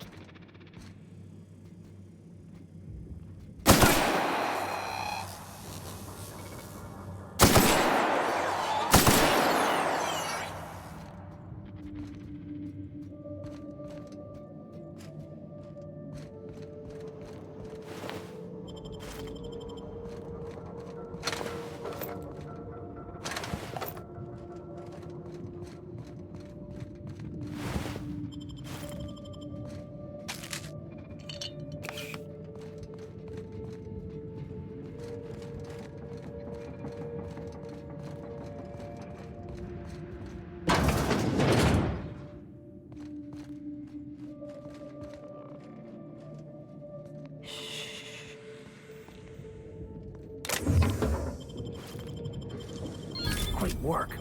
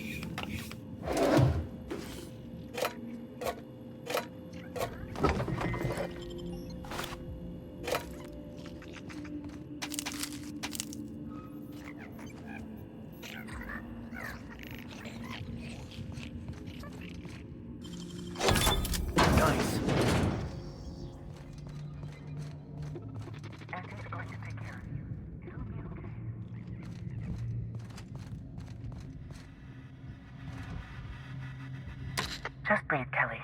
Everything's gonna be all right. Ah! Stop making that noise. They'll hear you. Who's out there? Really? I would be indebted to you for life. But how do I know I can believe you? I'll have to come out to assess it myself. Hold on. I'm opening the door.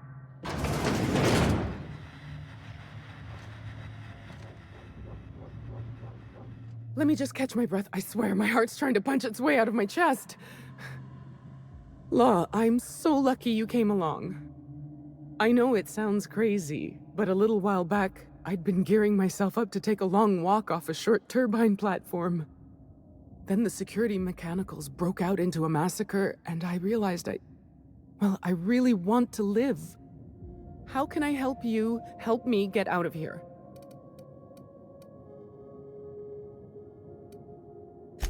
I'm Kelly Marine, the receptionist. And before you ask, I wasn't manning the visitor's desk when the mechanicals went haywire, 'cause no one comes here. Not ever.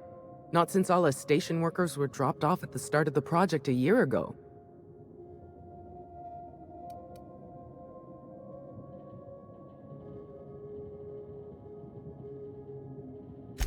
Project's on a yearly rotation cycle. Once a year, Auntie Cleo reviews our work and decides if we get more rations, personnel, deadlines, that sort of thing. At first, I thought it was an honor, getting assigned to a lab up in the ether high above Olympus. I ask myself that question a lot, and then I realize I'm talking to myself. Cabin fever sets in at about 90 days. Auntie Cleo's official term is contagious irritable claustrophobia, and it ain't covered by the company's medical policy. If I had to guess, you'd probably find his body either in his office or the labs. Or heck, he could have been on the toilet. I don't know. No bones about it, he was the smartest of us all. Maybe he evaded the automechs too. Watch yourself out there. If it's all the same to you, I'll just sneak my way onto your ship where it's safe. Drop me off on the groundbreaker and I'll be out of your hair in no time.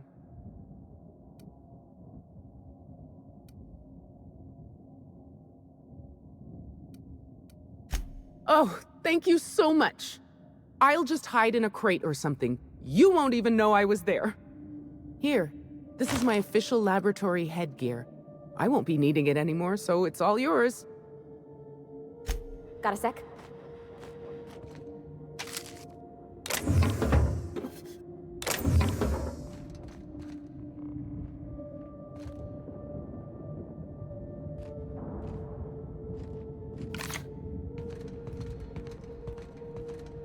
Try not to think about the structural integrity of this place. Perhaps I shouldn't have mentioned anything.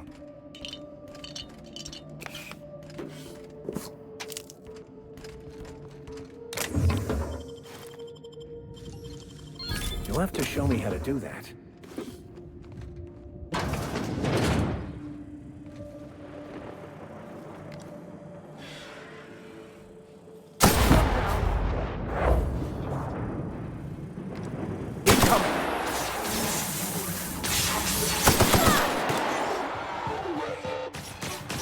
Well done. We are victorious.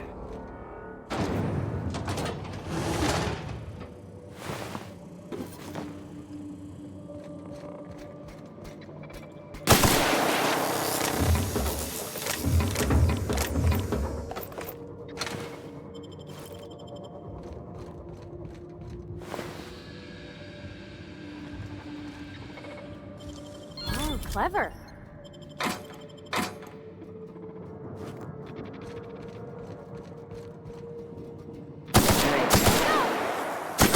With us.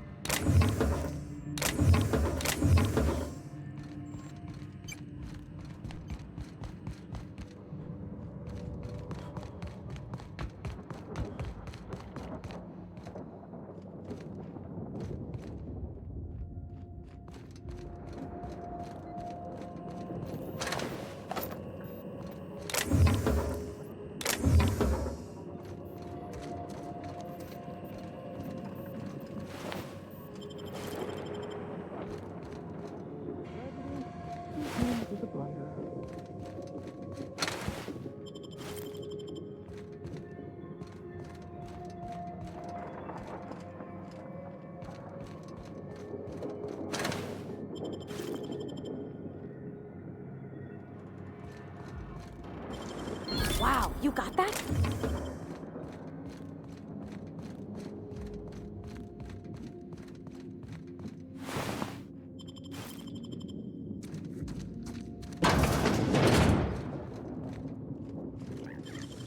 Great work!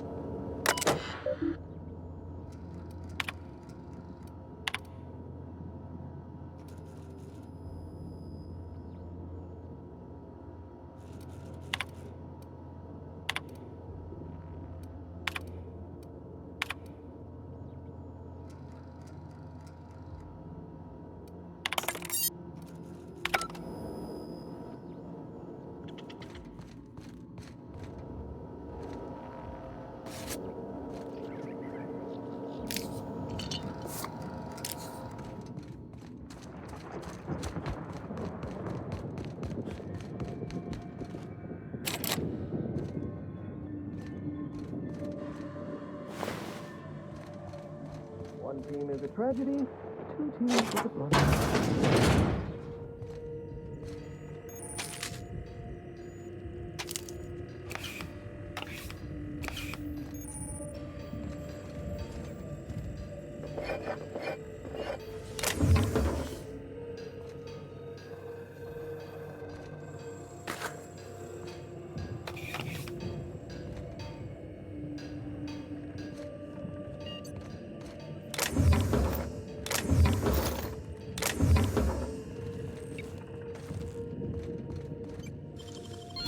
Done.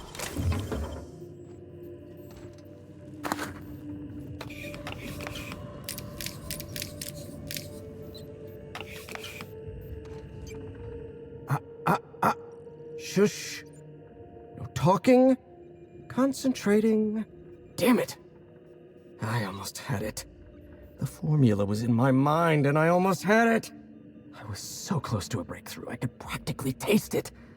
You really did pick the worst time to manifest. Sky High, my magnum opus of psychostimulants. I feel like I've already explained this to the last hallucination. Oh, hang on. I see what's happening. You're real. Ergo, not a hallucination. This is interesting. I have several questions for you. Let's start with the obvious. Who are you, and how are you even alive? No, you don't. There's nothing interesting in the chem lab. There's nothing interesting in Gorgon at all. Gorgon is a featureless rock dragged along by the gravitational current of a barren asteroid belt. The chem lab is a graveyard. You won't find anything there but the dead. Dr. Olivia Ambrose was one of the finest scientists in the colony. If you're risking your life to retrieve her journal, there's likely a good reason. If you've set your heart on exploring my old labs, I won't try to dissuade you. Indulge me with a favor, and I'll give you the access you want. The electromechanical turbine is offline. Without any power, I can't possibly continue my work. Be a dear and reactivate it for me. That's all I ask. Take the elevator to the storm platform at the top of this facility. Reactivate the turbine, and I'll give you the access you want.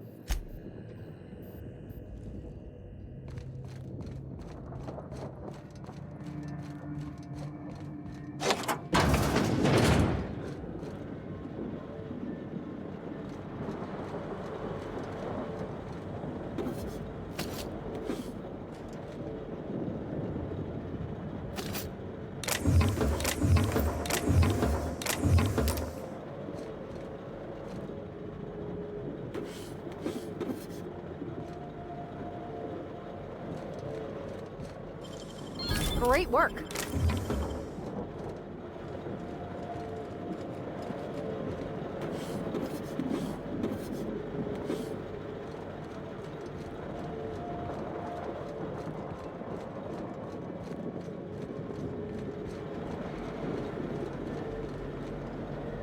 Can we talk?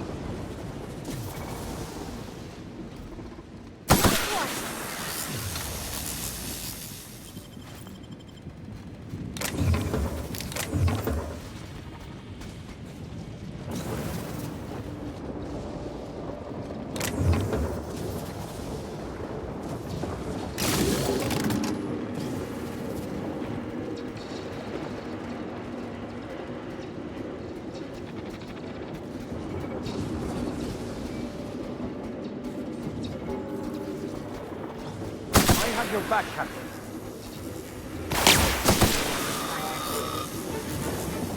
Security mark. Don't mess with us!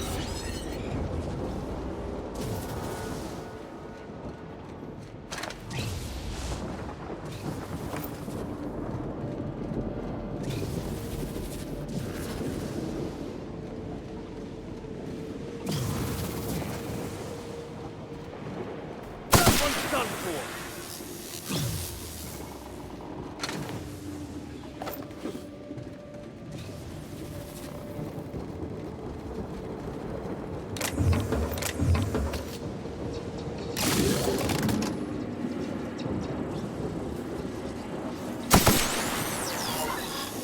Fight on our hands.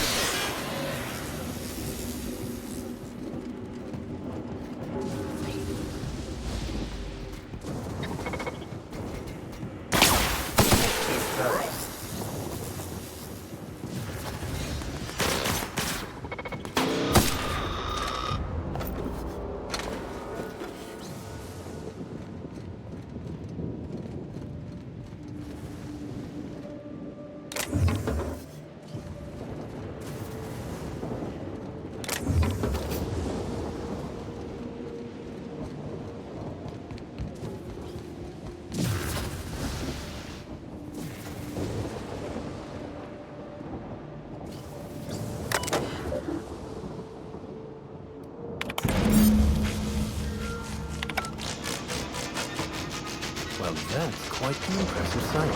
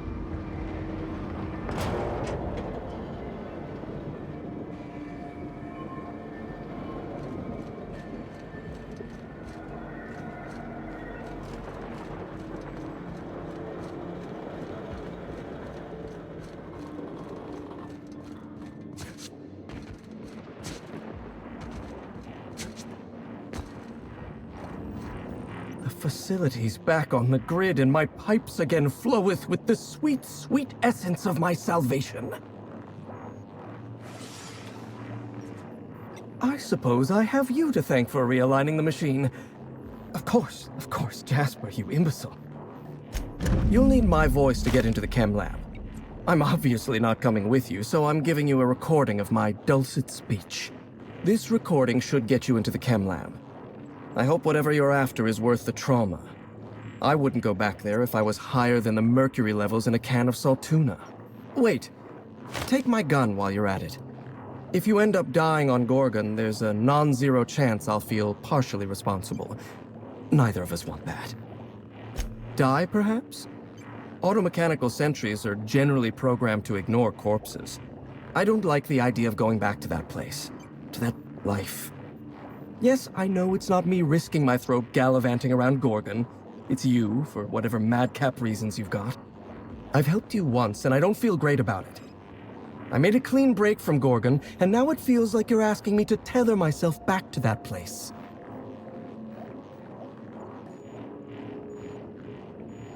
I suppose you've got a point. Or something resembling a point. I'm emotionally addled right now, and I'm allowing my sentiments to get the better of me. Here, my personal security keycard. There's a hallway near the processing room. It leads to a security terminal. Use this keycard to unlock the hallway and disable security.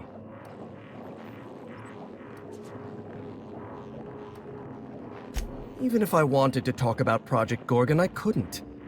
All my memories of Gorgon are intact, but they're in disarray. Like a book with its pages shuffled. Making sense of those memories requires clarity of mind. Clarity that only Sky High gives me. To tell you everything I know, I'd have to be dangerously euphoric. All right, just one inhale. Easy does it, Jasper.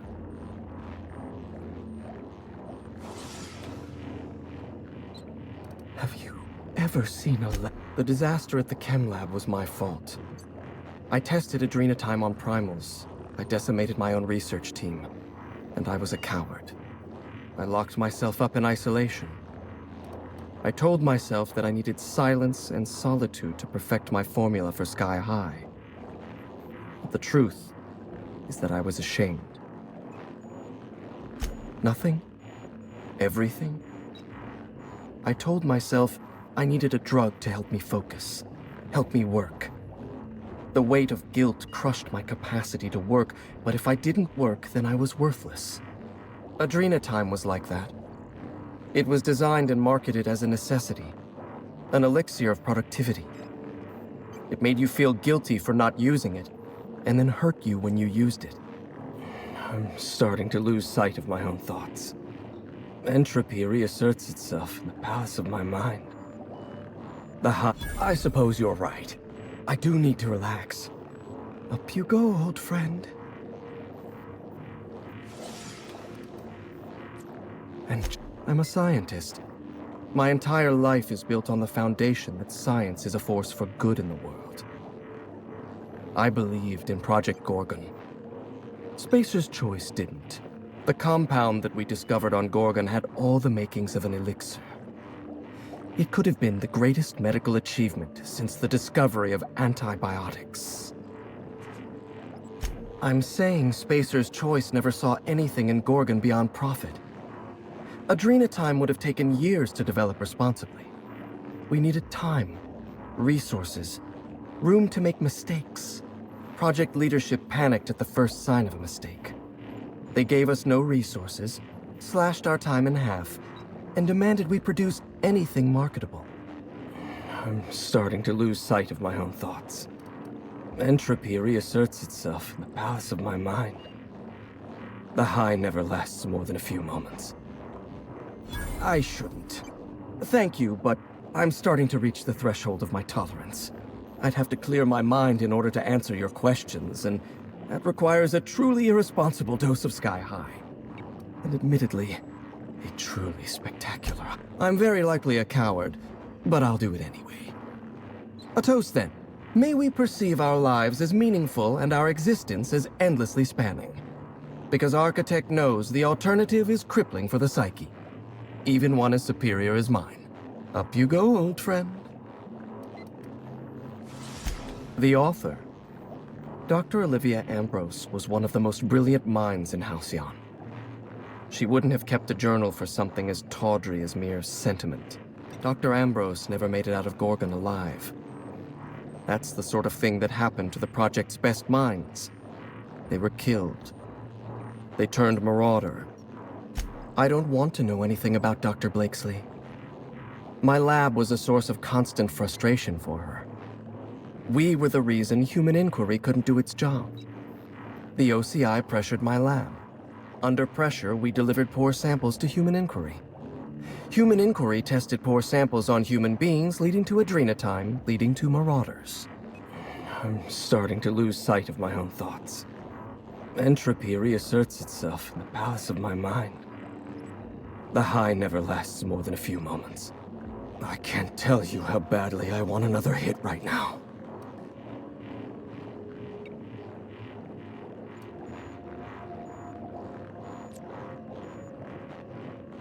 You're right. I'm tempting destiny, inhaling a dosage this high. Must be reasonable with my dosage. Enough to function. Any more is cowardice. If you have any more questions about Project Gorgon, you'll have to seek the answers yourself. I'm quite through reminiscing about that layer of hell. Did you snoop through my things? And just admit it to me. You do have gall, I'll give you that. Look, I keep a draft on my terminal where I vent my occasional frustrations with upper management. It's honestly one of my less detrimental coping methods, as I am not stupid enough to fill out the name in the address field. Can we talk?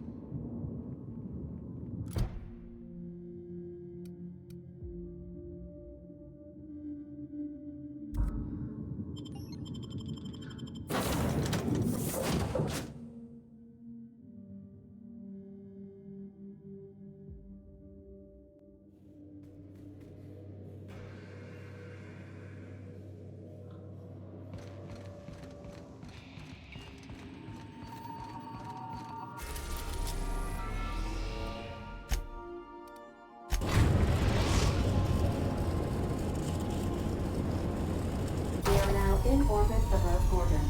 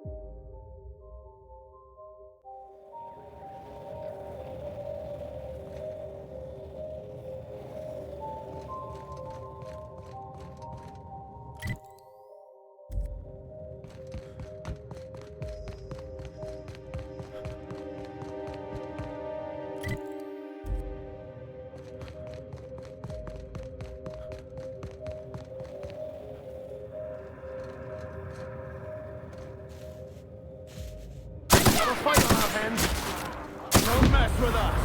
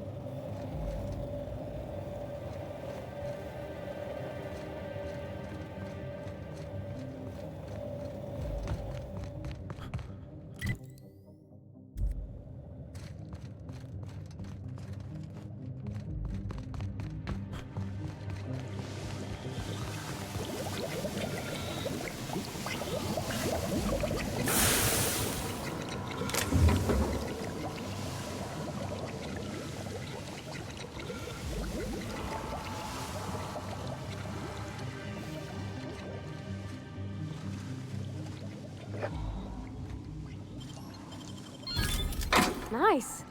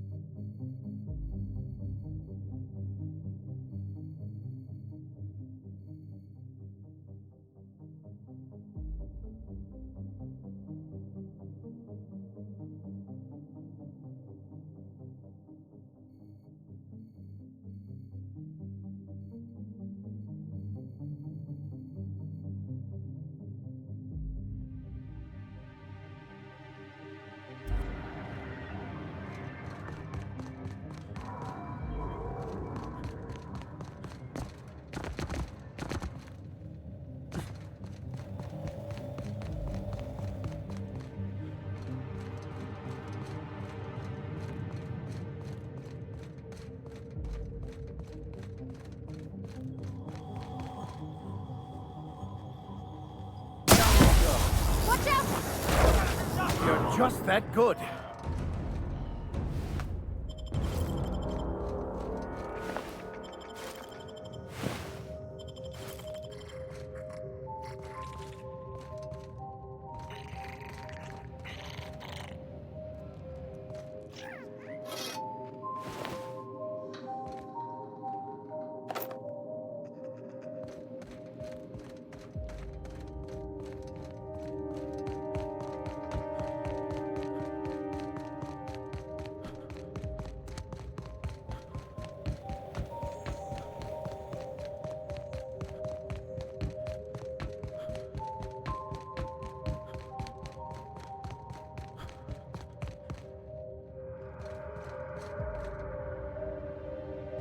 Can we chat?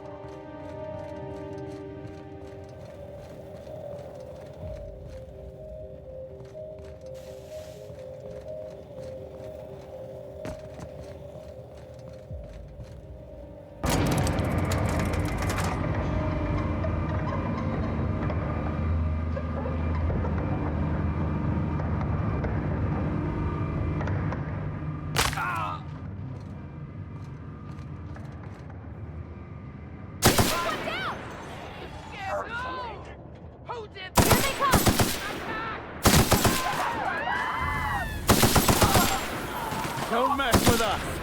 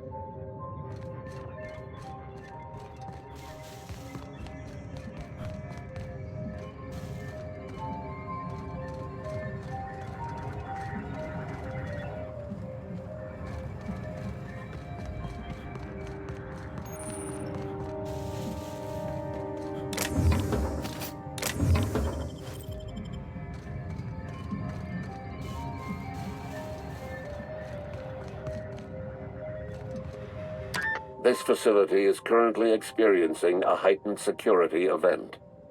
Accessing this facility requires voice-modulated passphrase. Please speak the passphrase.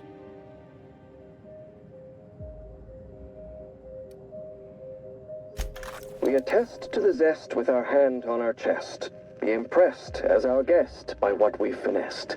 You are blessed to ingest what we thoroughly test. You've tried the best, now try the rest. Spacer's choice. Passphrase accepted. Access granted. Welcome, Dr. Jasper Lowe.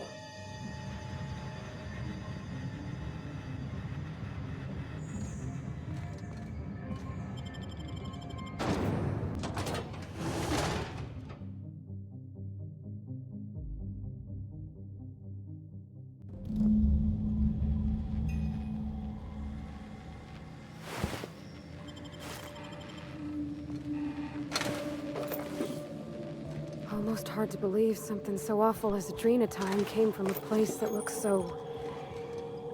normal. Normal aside from the bodies, I mean. And the blood. Oh, so much blood.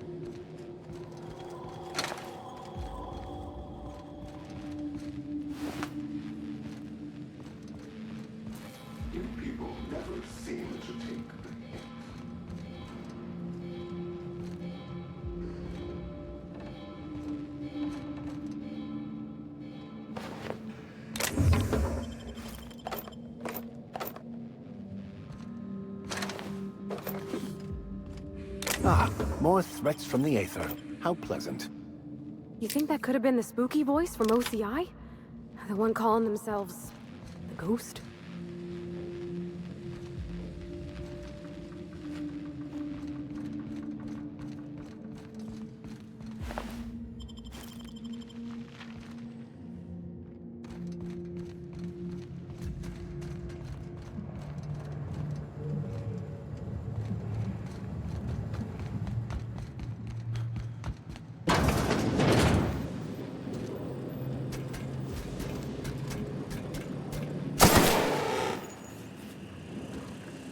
Here they come! Don't mess with us!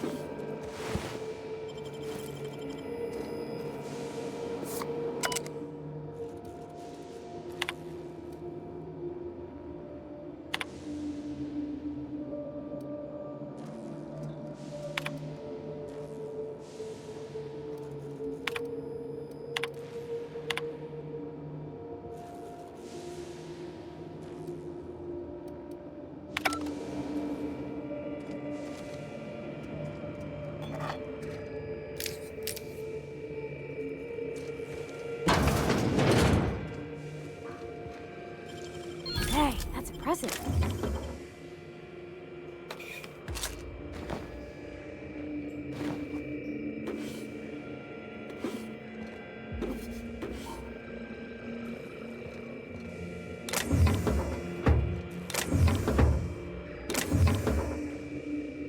Roscoe, it's Georgie. If you're hearing this, you must still be holed up at the Sprat Shack. And you're not gonna like this one bit. I was trying to steal our recordings when things went crazy. I know. Like I said, sorry. And I'm gonna be in a heap of trouble if I don't get them, so if you want to save my bacon, you need to do it for me. I need the 3 interviews we did with Ambrose, this one here, plus another recording of my own. I left that last one with a guy who owed me a favor at the garbage processing office in the chemical waste ravine. I'll leave an automech near Stellar Freighting. It'll want all 5 recordings, plus... It looks so... homey. Like a family lived here. All that goodness turned to such devilish ends.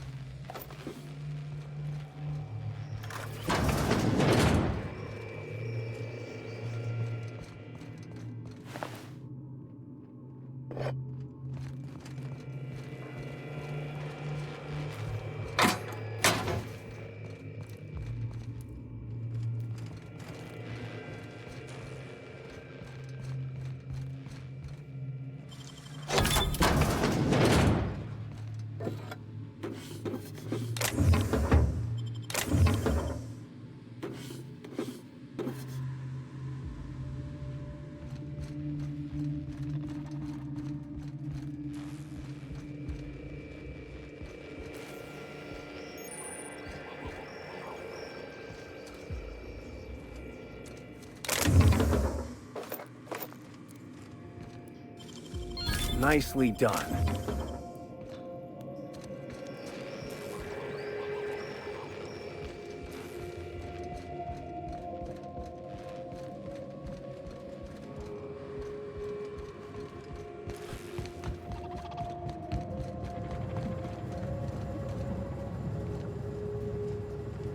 Good work, Captain.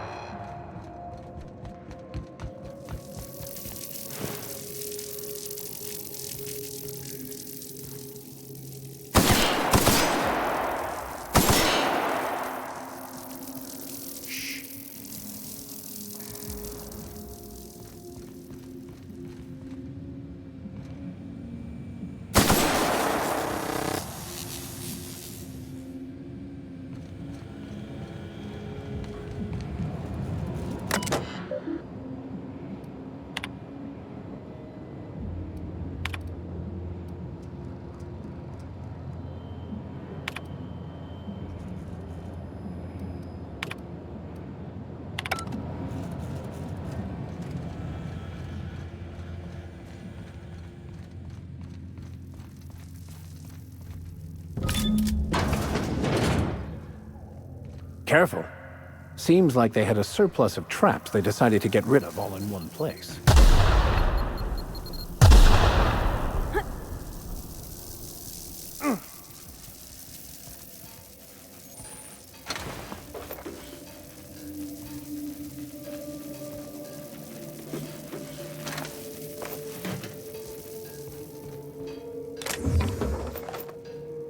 Let's talk when you're free. Nicely done.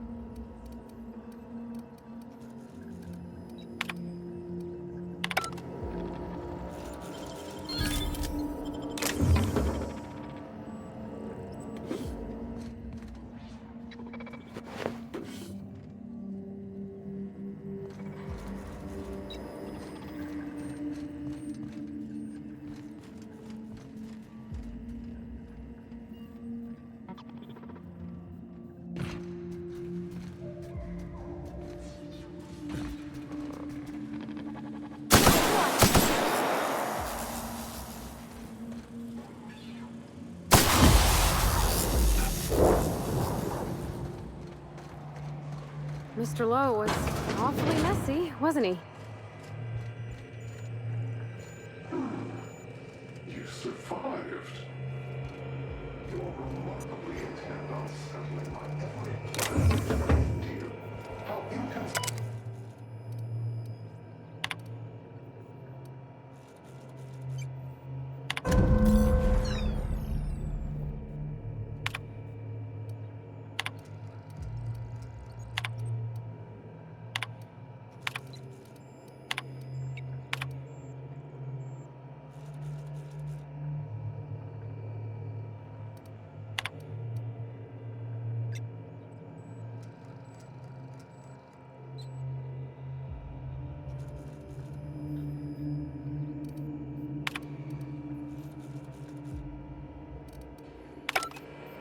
Since we've been traveling together, we've visited a lot of places that set my teeth on edge.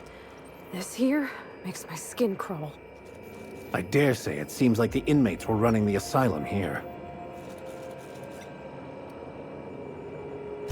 Some of their folks ain't entirely bad. They made Edgewater's walls strong and kept our water running. But mucking about with our biology? Our bodies? It's wrong. This whole project wrought mental destruction on everyone involved, including themselves. All brought to you by Spacer's Choice's best and brightest. There's a lot of smart people in Halcyon, and ain't all of them work for Spacer's Choice. If the folks here couldn't help the colony, maybe they shouldn't be in charge. Minnie thinks her family has a bad name now. It's nothing compared to how it will be if she compounds on her mother's failures.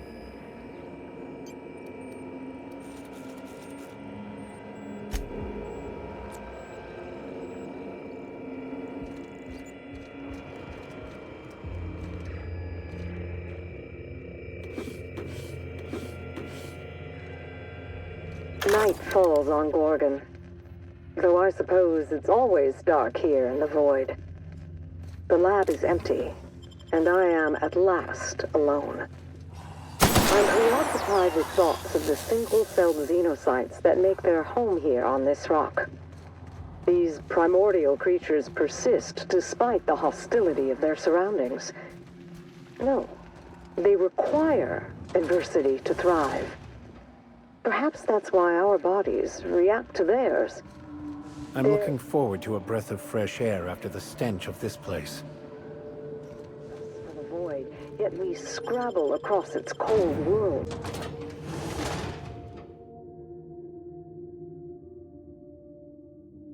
The law didn't craft us for the void, yet we scrabble across its cold worlds, building, persisting, as the xenocytes do.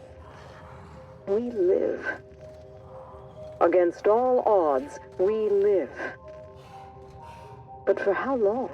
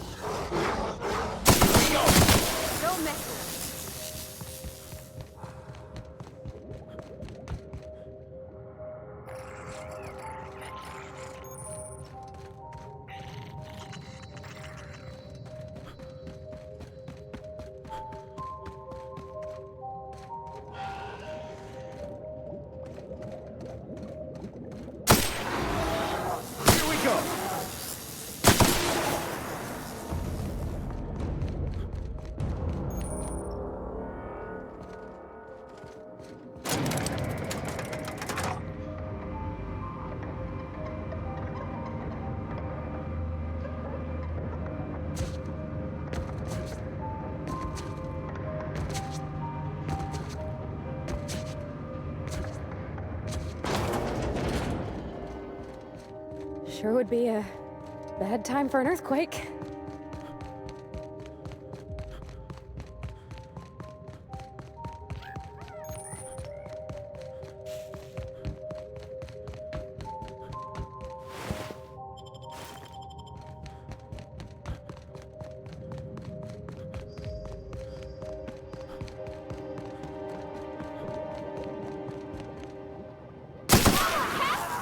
Trouble incoming, Captain. Don't mess with us.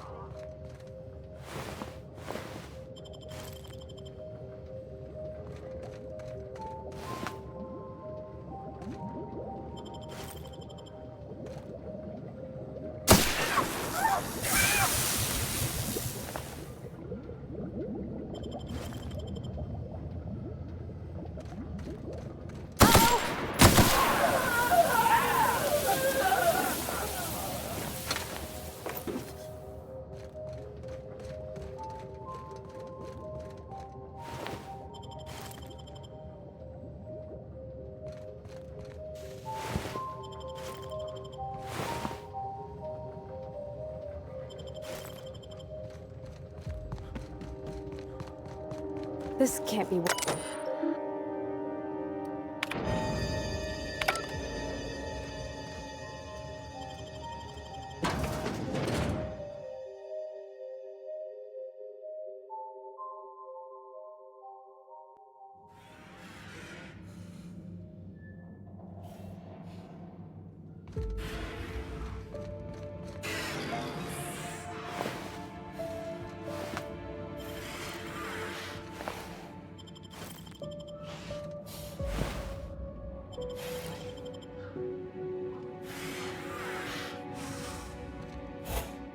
Welcome to the Adrena Time Synthesis and Manufacturing Center, brought to you by Spacer's Choice. This productivity auto-mechanical unit is at your disposal. Its normal duties involve the management of legacy operations analytics. However, due to the promotion, demotion, death, or injury to other managers of this facility, this unit is now the acting manager of the following departments: reception, human resources, accounting, technical support, manufacturing, distribution, security. Please direct any questions about those departments to Pam. Answers not guaranteed.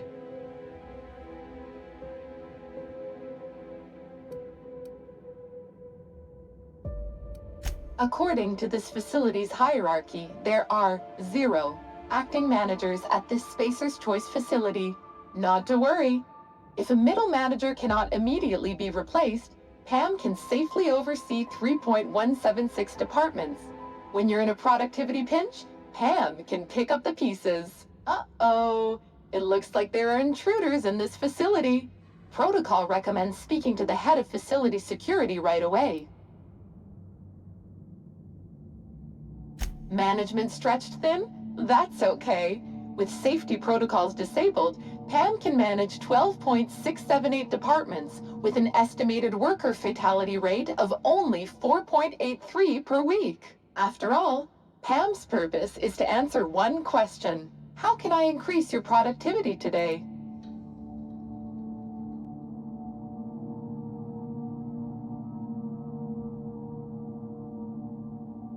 Reminder: please do not reheat your salt tuna in the company kitchens. Save that savory smell for your own micro-apartments. Pam helps each and every member of the Spacer's Choice family be the best they can be. When you're managed by Pam, your workday gets unjammed. Don't think of Pam as your boss. I'm just your pal, here to make sure that every member of the Spacer's Choice family stays on task and on schedule. With Pam at the helm, you'll never be overwhelmed. Feeling down? Pam is loaded with over 1,000 encouraging messages, each designed to make you feel like an important member of the Spacer's Choice family. Schedule slipping? Not to worry. Pam tracks all of your deadlines and has the tools to whip your efficiency back into shape. You'll be a team player in no time, thanks to Pam.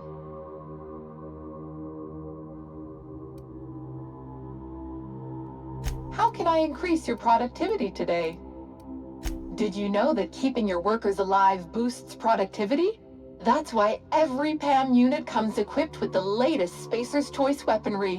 When PAM's emergency combat protocols are activated, your investments are sure to be protected. Warning: due to power consumption, combat protocols cannot be activated when PAM's power is below 73% without deactivating managerial processes. Spacer's Choice policy dictates that managerial processes take priority. This unit's power rating is 57%. PAM is fully customizable to fit your preferred management style. With the correct override codes, you can alter any of PAM's behaviors at will. Some limitations apply. Spacer's Choice does not accept legal responsibility for any injuries or traumas sustained after altering PAM's behaviors. See manual for details. Hate messing with tangled cables or confusing batteries? With PAM, you'll never have to. Just pop in a Firefly brand industrial strength battery, and PAM's ready to go. Out of batteries and need productivity now? No problem. Just hook PAM's power source up to another auto mechanical, and PAM will get your employees back in line in no time. How can I increase your productivity today? Emergency combat protocols cannot be engaged at less than 73% power without proper authorization. Please ensure that this unit is fully charged, or present your override password. I could give it a shot. Let me just... Huh. Okay. Weird way to do that, but there ain't no accounting for cents. There we go. All I had to do was convince this old girl here that 73% was the new 100%. Easy as salt tuna and sawdust pie. This unit's power rating is 100%. Great! Emergency combat protocols are now available. Error: employee's biometric ID does not match this unit's designated manager. Proceeding with verbal management test. Pretend that this PAM unit is one of your employees who's been working long hours. What would you say to give them an extra pep pill in their step?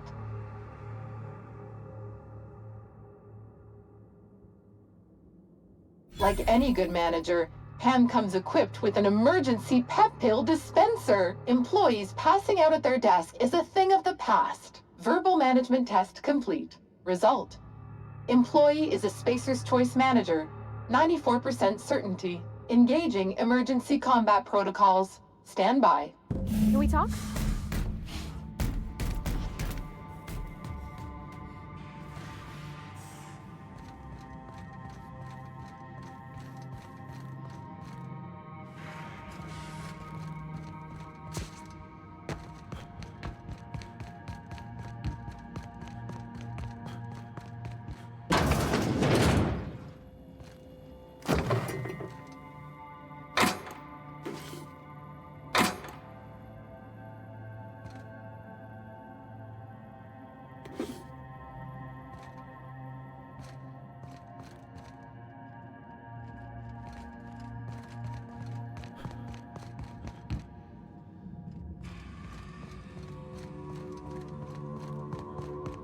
No, wait. That head's not spinning all the way around, is it? Well, that's not unsettling at all. If I didn't know better, I'd swear it was watching me.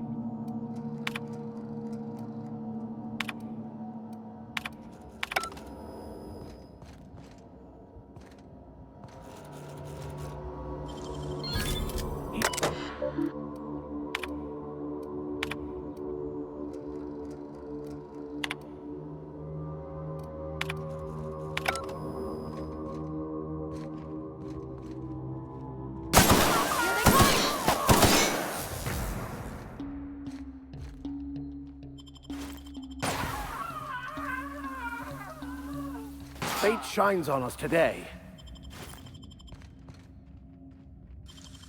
Great work.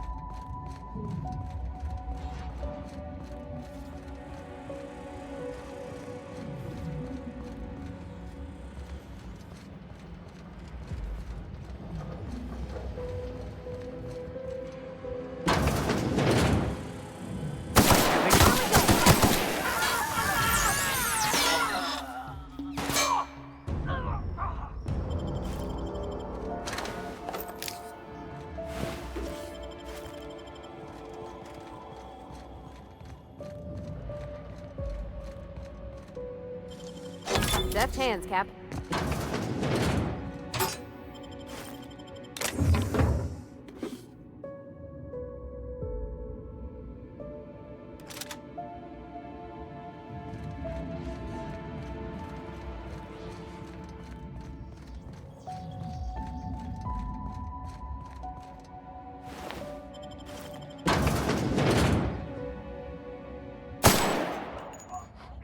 Smell something. Gun up, you hiding! Here they come!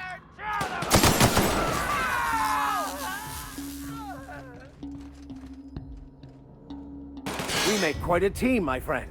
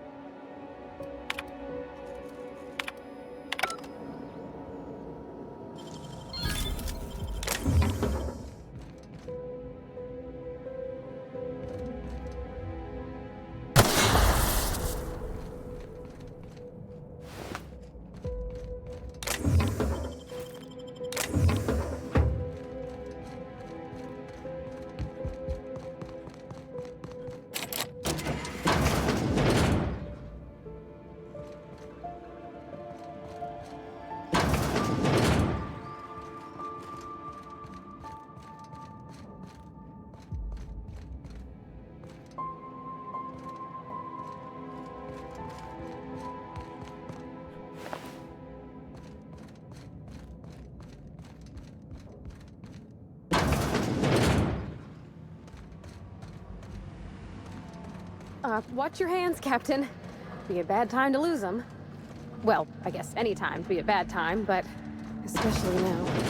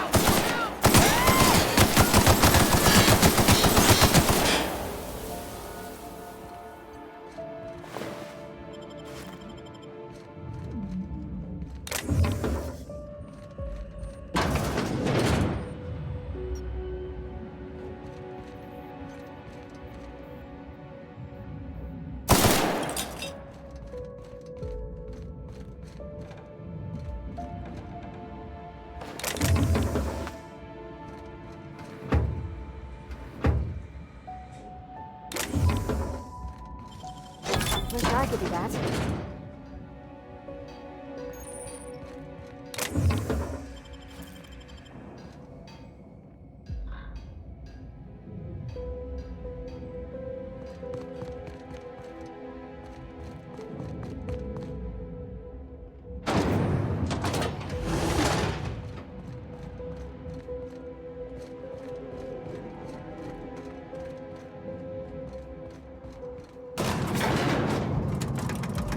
Got a sec?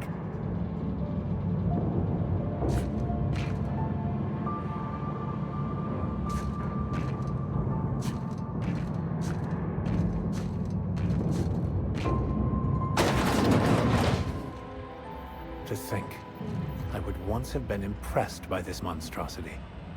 There's something mystical about this thing. Almost holy. Is that weird?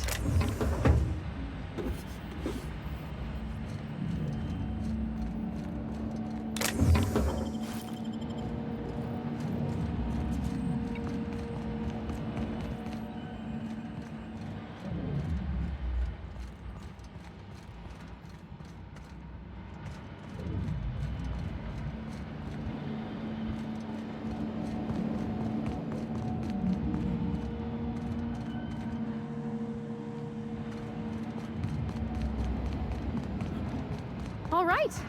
Now I can finally get that journal and get the heck out of here.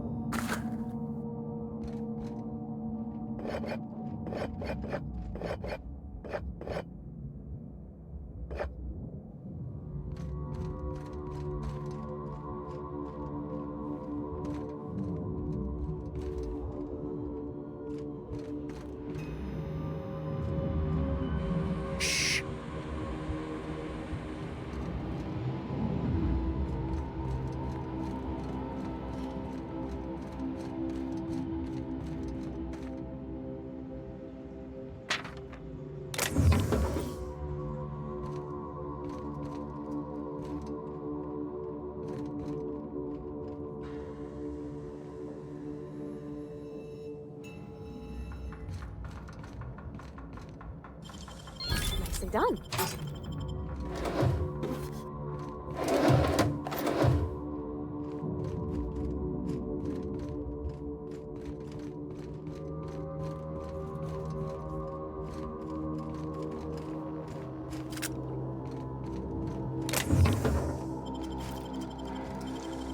Deft hands, Cap.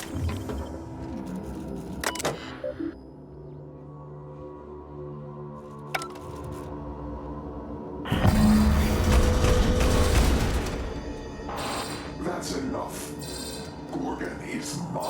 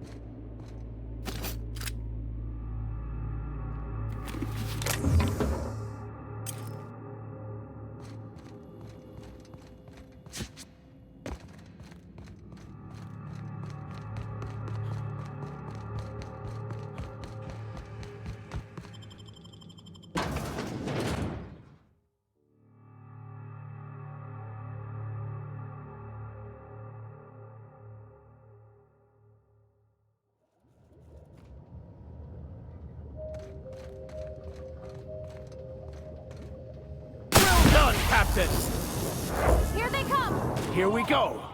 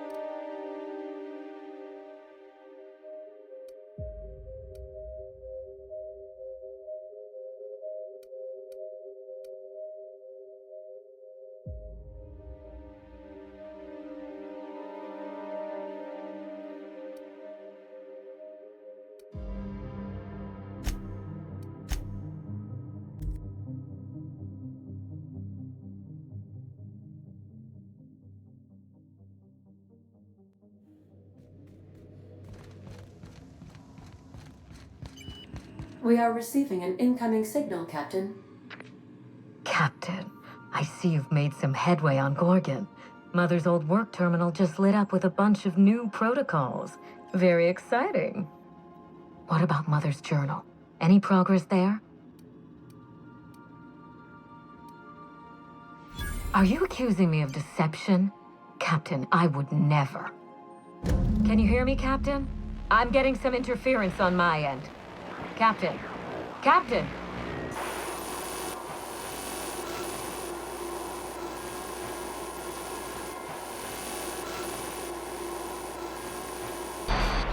Hello again, little weasel.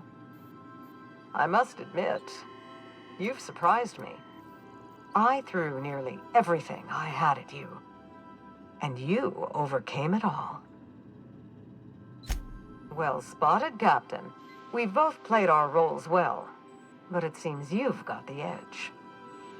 I may have gravely underestimated you.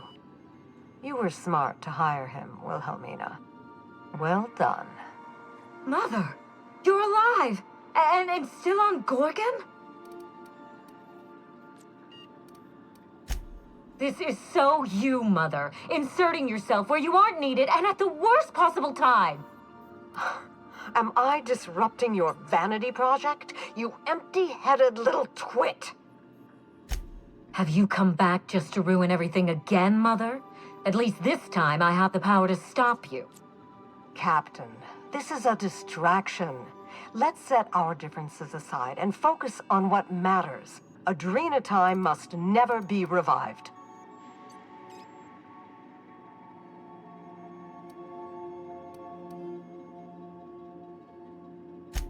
I may not have told you all of the facts, but I'm going to lay out everything I know. You can decide for yourself what to do with it. By now, you realize that Project Gorgon was devoted to a single drug, adrenatime. A drug that hit the market in spite of calamitous side effects. The project was a colossal failure, but you and I are going to revive it from the ashes.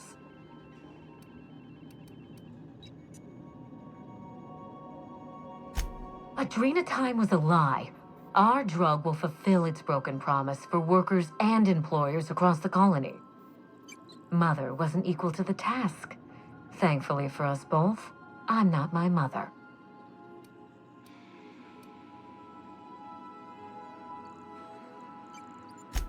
What you've seen is the result of Mother's leadership. I have no intention of repeating her mistakes. Mother's journal contains the activation codes for the adrenatime synthesizer, the key to a new Project Gorgon. We're going to start again, and this time with everything Project Gorgon didn't have. Better R&D, better scientists, clear goals, more funding, and a timeline that makes sense.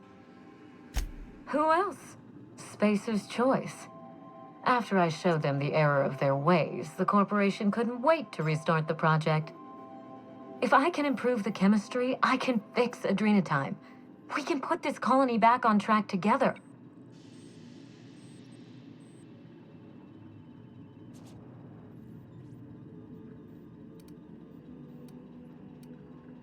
I needed to keep this quiet. Spacer's Choice shut down Adrenatime once. I didn't want to give them a reason to do so again. Listen to yourself. Adrenatime ruined lives. It killed people, changed them. And now Halcyon buckles beneath the yoke of my failure. We can't risk opening Pandora's box a second time. What about my life, Mother? The Ambrose name has no dignity anymore. I can't even show my face around Byzantium without being the gossip of the town. Every day, workers slump over from exhaustion. The gears of industry swallow them whole, and no one is coming to help. Adrenatime is the break we can't fit into the schedule. The office with a window we can't afford to build. It's the best this rotten colony can do for people. Don't let those bloodless leeches at Spacer's Choice walk you down this perilous path, Wilhelmina. You haven't the fortitude to endure it. As usual, Mother projects her failures onto me. If she had let me get involved from the start, we might have avoided this calamity altogether.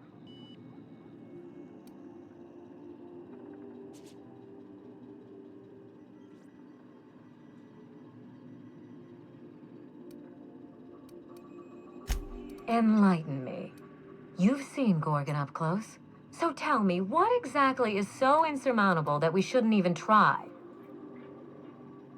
Precisely. Compound X gets into everything. Air, water, food. Over time, you and everyone you work with will suffer its effects. You will watch the people you love become monsters. Progress demands sacrifice. We are in the middle of a crisis that will tear this colony apart. And you two are splitting hairs. If I can save the colony and redeem the Ambrose family name, I owe it to myself to try. Mother be damned.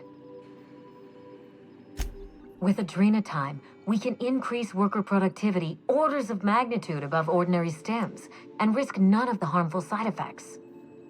Imagine if we flooded the market with drugs that actually helped people.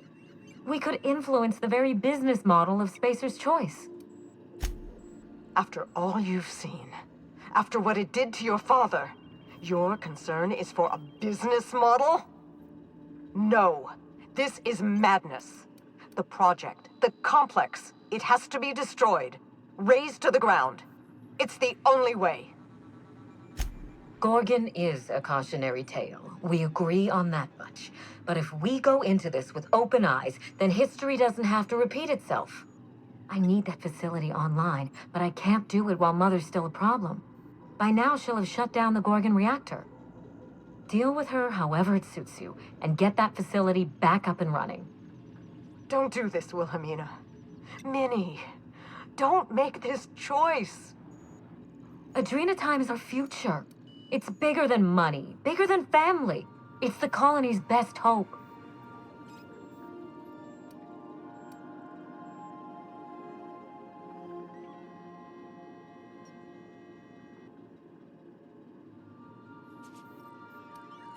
Return to my family's manor, Captain. Use the executive override code in my journal to activate the NDA protocol for my terminal. It will destroy the Gorgon drug synthesizer and put an end to Adrenatime for good. One last thing. Minnie. She will try to force you to fight her. You don't have to. In fact, I would ask you not to. Whatever mistakes she might make, she is still my daughter. Captain, in light of recent events, I'm putting the manor under lockdown. Until Mother is dealt with, anyone who lands here is presumed hostile. Finish the job. I know you won't disappoint me.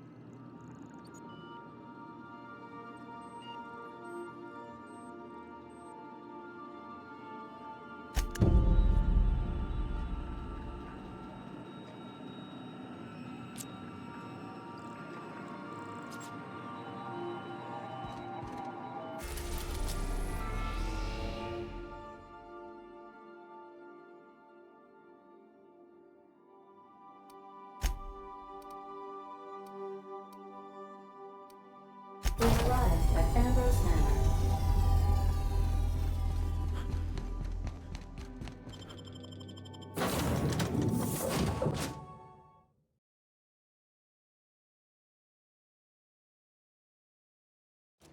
Hey, Cap. Can we talk?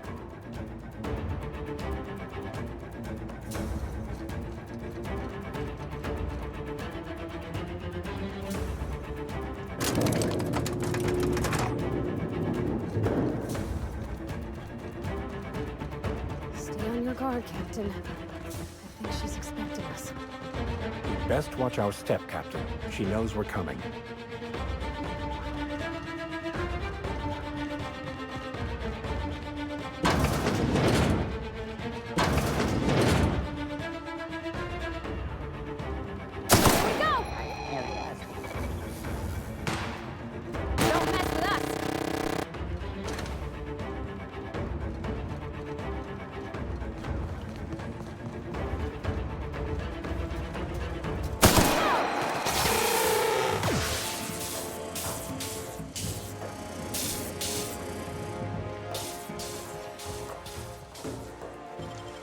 Great work!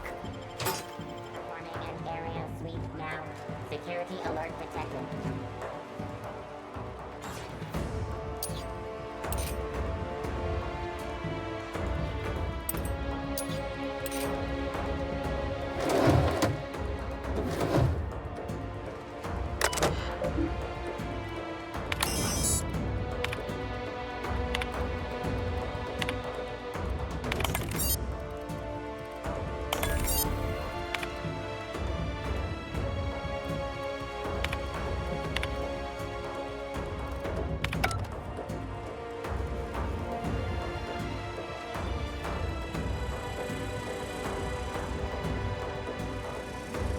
System alert. Sound.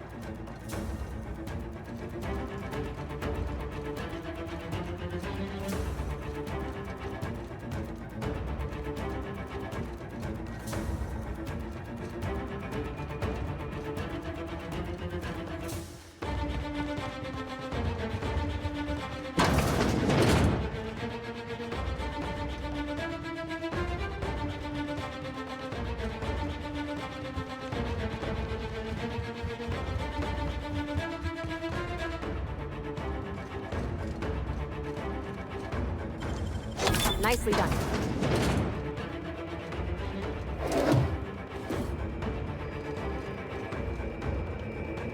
Dear Wilhelmina, I hope this letter finds you well. No, it's too stilted. It sounds like I'm writing to request a loan. Dearest Wilhelmina, I regret to tell you...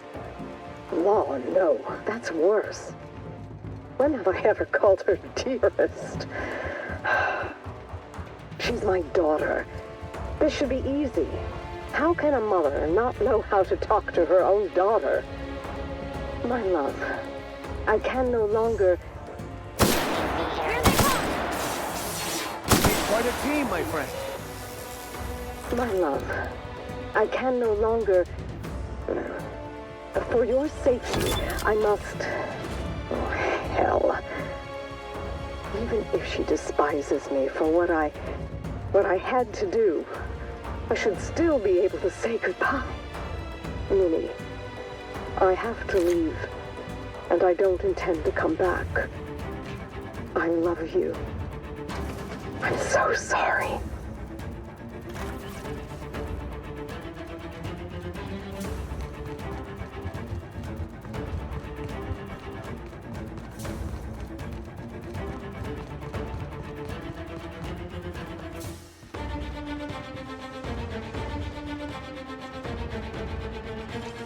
Hey, that's impressive.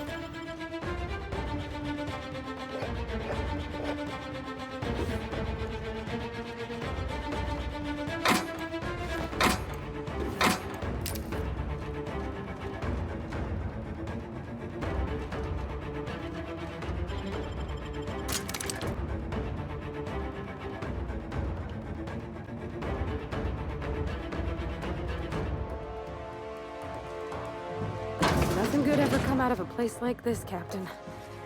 Gives me the heebie-jeebies. I see they brought all the comforts of home, including over quickly. Mess with us!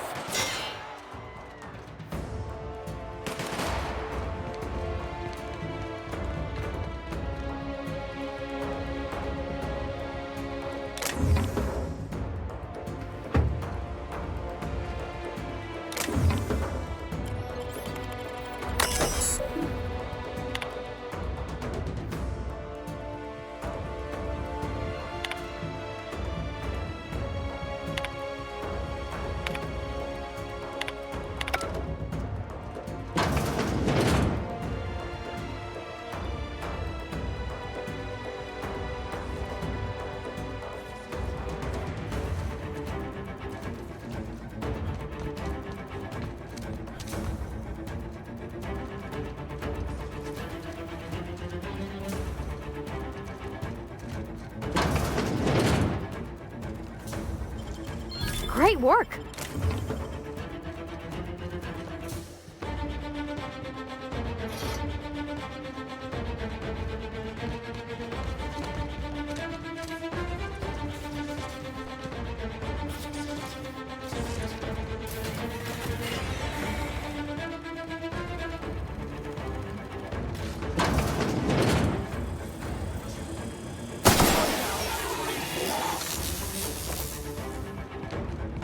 Incoming!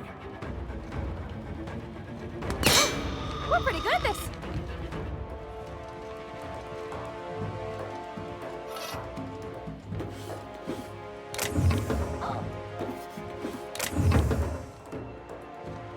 Searching for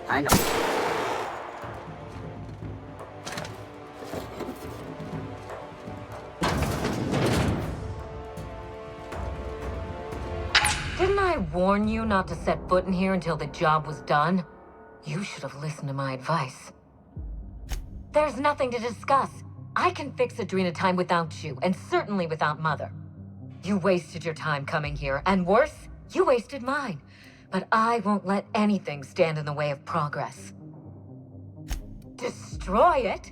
You've been listening to Mother, haven't you? She slithered her way into your confidence. Well, I am thoroughly unimpressed. Absolutely. Take it from me. Drugs are worth their weight in fuss. People want to buy clean drugs, and I want to sell them. Under my leadership, Adrena Time will live up to its promise, unlike certain mothers.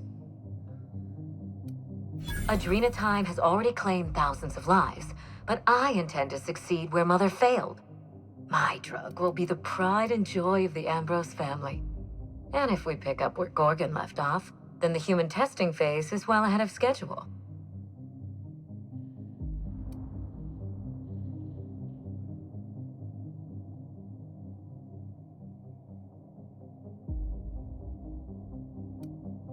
Do human trials make you squeamish?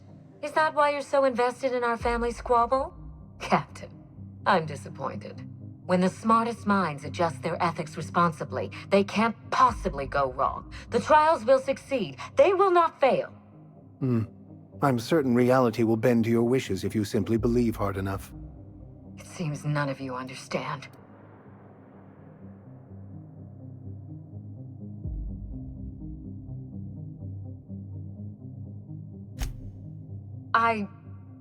Well, shit. Let me think on that. No, absolutely not. And I failed to see where you're going with this. I'm not accustomed to thinking as you do, Captain. Being accountable to those other than myself. Frankly, I'm exhausted just from thinking about the consequences. Though it does help me understand Mother a tad better. You know what? I think I hate being an heiress. All I got out of the deal was Mother's unfinished business.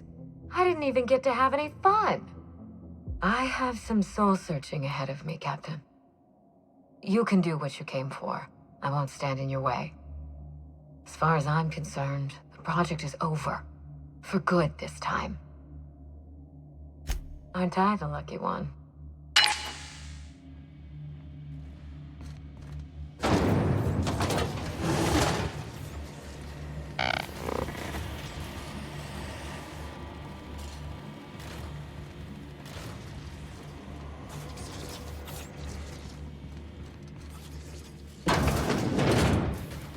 Can we chat?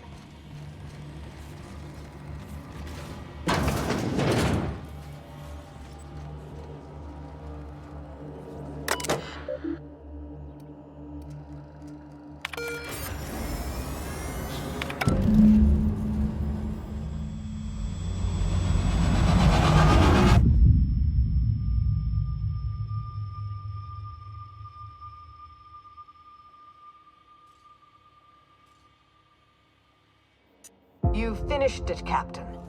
You've put Gorgon down once and for all. And you've left my daughter alive to see it done. Thank you for that gift, Captain. I may persuade her to see things my way yet. Join me for a toast in the drawing room. I do believe you're due a reward. You know, if this were a serial, this would be the part where we are betrayed. Hand to law, Captain. I mean you no harm. No, it most certainly is not. Quit fooling around and meet me upstairs. I'll have a drink waiting.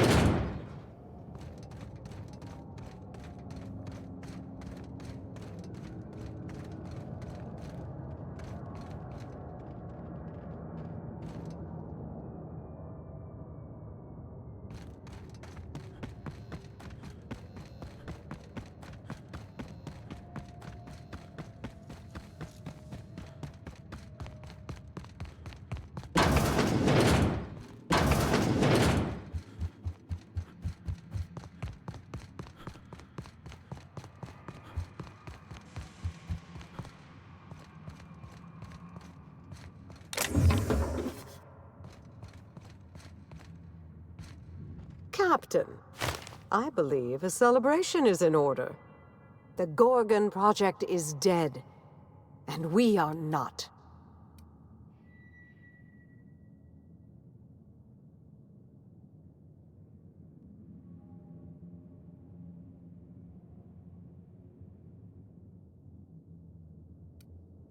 Ours and Halcyon's.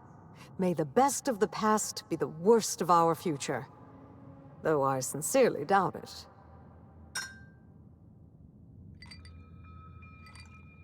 It's funny.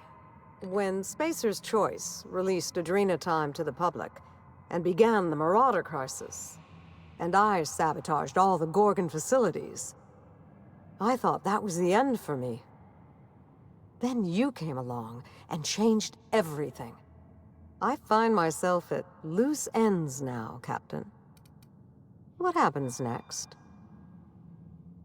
Maybe I'll find a handsome little bolt hole out there in the aether and endeavor to keep a low profile, as they say. Maybe I'll pick up a soothing, useless hobby, like watercolor painting. Spacer's Choice will want to take their turn at revenge, and I'd rather not be within reach when they do.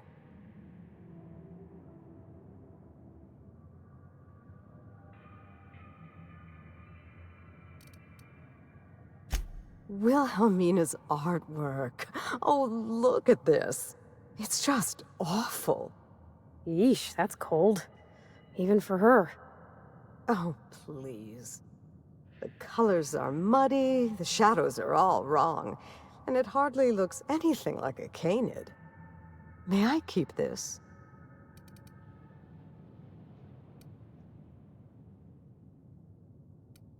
I'll take that as a yes. Thank you, Captain. I think it'll look a treat on the walls of my hideout. Memories and all that. I'll take it a day at a time. Run when I have to, hide when I can.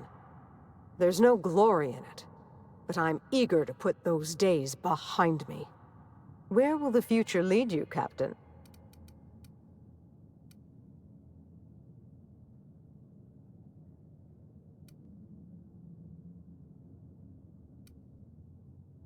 Halcyon doesn't deserve your tireless efforts, but I'll be damned if she isn't lucky to have you.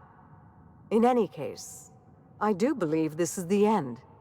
Law willing, Adrena time is dead for good, and the Marauders will die out with it. Goodbye, Captain, and thank you again. May the stellar wind be ever at your back.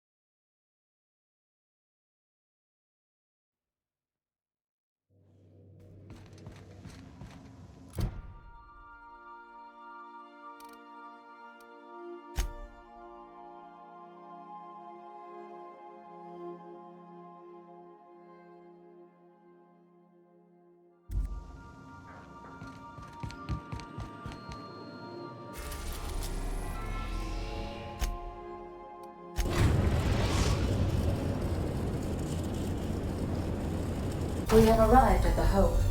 I need you to reroute power from our ship to the Hope's auxiliary generator. You'll have to connect me to the Hope's comm system so I can convince her central computer to enable the skip drive. If your calculations are even slightly off, you could crash the entire colony ship into Terra too. Or the Sun.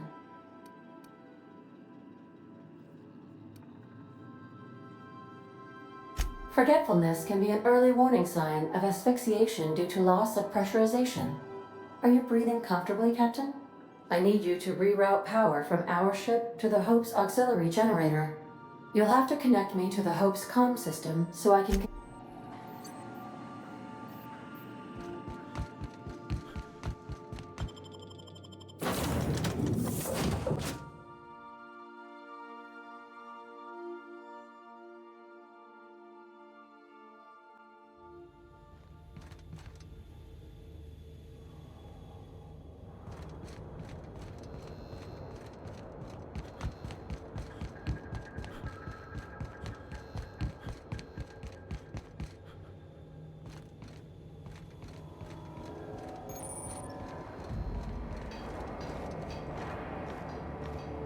New employee? About time.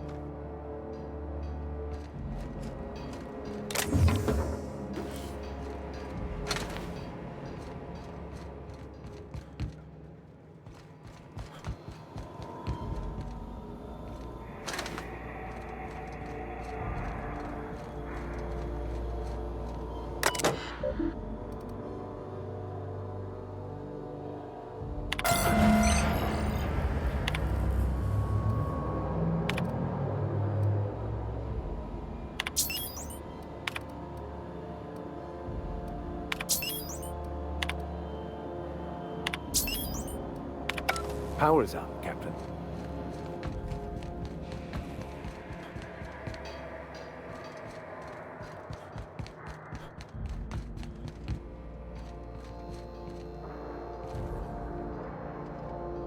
You know, when they posted us here, I told them there wasn't any point. Nobody would be so stupid as to fly to the ass end of the colony for this derelict. Shows how much I know. You've got about 5 seconds to tell me what you're doing here before I make you take a walk outside. Explode? Holy shit. All right. You'll want a uniform so my staff doesn't shoot you on sight. They're a dangerous mix of bored and trigger-happy. We've got a few extra in the old badge station to my right. Good luck.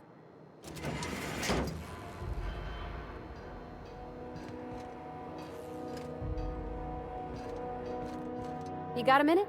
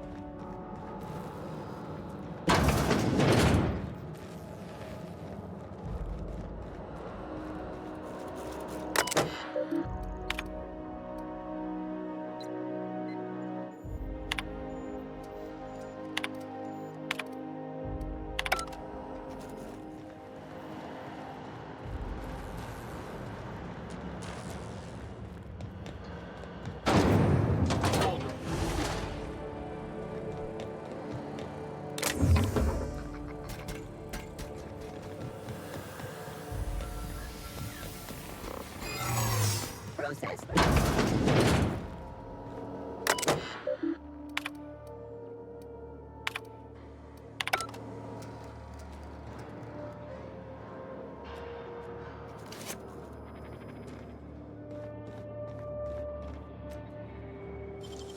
Gosh, that's close.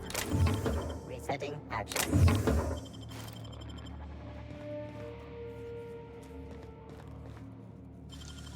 Nicely done.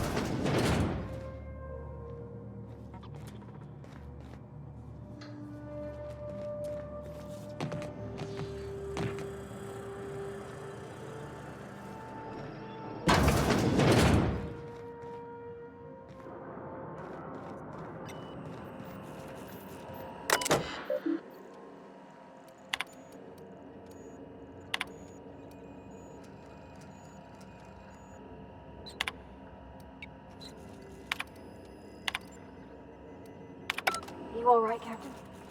I mean, seeing this place again?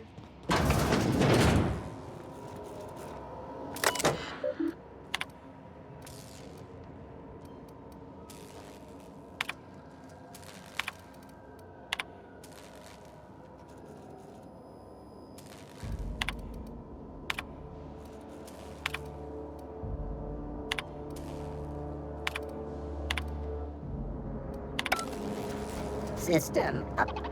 Secure trespass error. Whole crew data not found. Identify yourself. Error. Paradox protection protocols have prevented me from registering your stated identification. Please report to your nearest...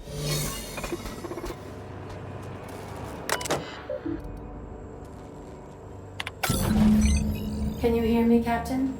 I have successfully integrated myself into the Hope's comm systems, and am attempting to establish contact with the Hope's more primitive processor now. Would you like me to play a mood-suitable music selection while you travel to the bridge? Oh, sorry. File not found.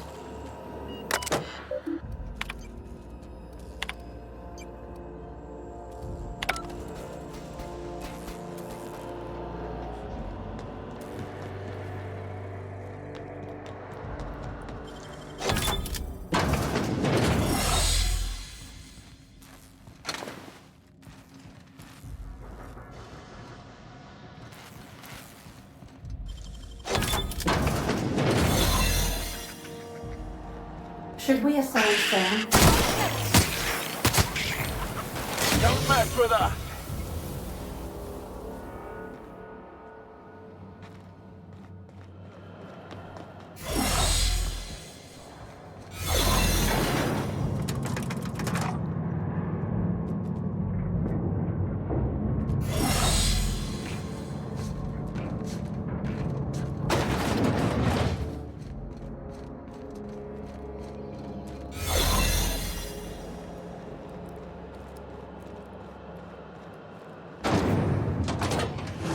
That's the Hope's computer up ahead. I'll admit, I am curious to wake him.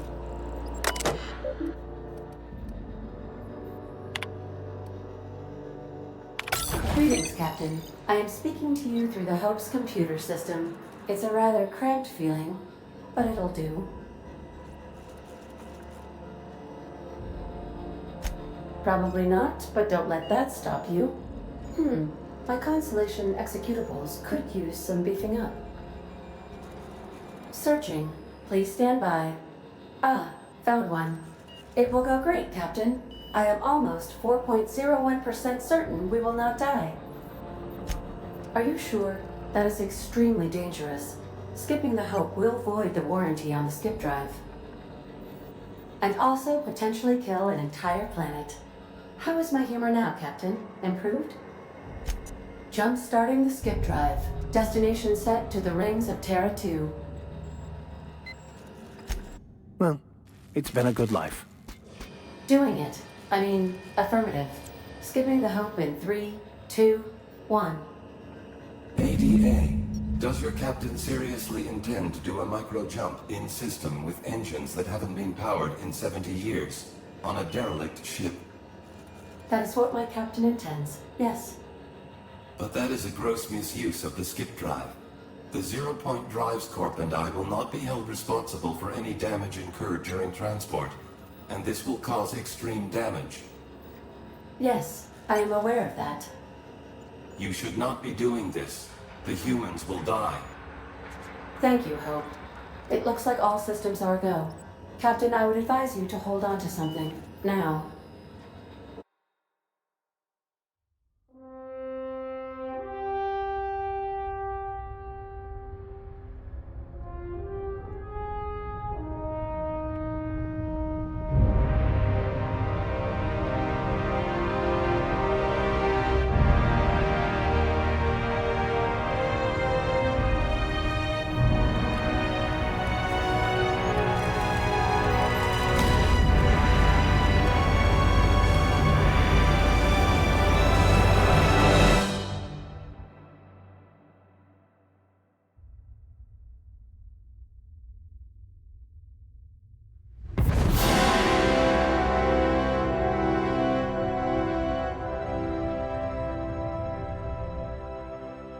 Oh, good.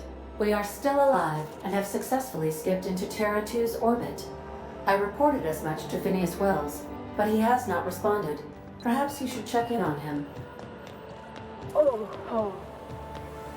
I feel like I've been turned inside out. Let's not do that again.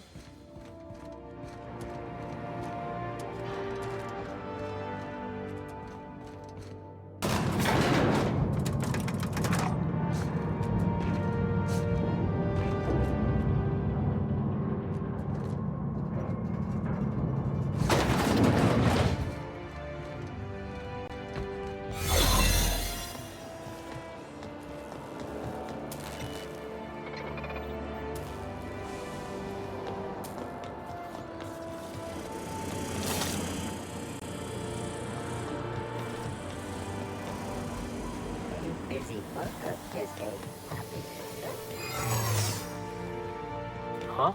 Saw something. Huh? Incoming!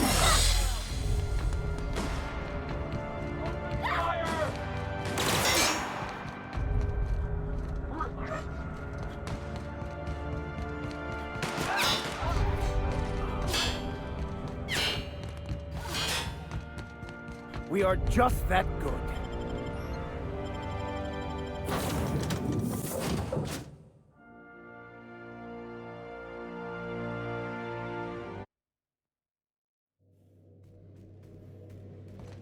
Captain, I am receiving a transmission from Dr. Wells. Captain, I shall now play the transmission I received from Dr. Wells. Thank the Lord you warned me. I was able to get some defenses up, but they might not be enough. The board has sent some serious firepower to pry me out of here.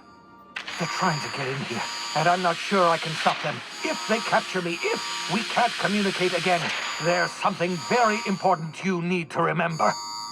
The board, all their lackeys, they're all a bunch of swine. Do you hear me? They're fucking corporate swine.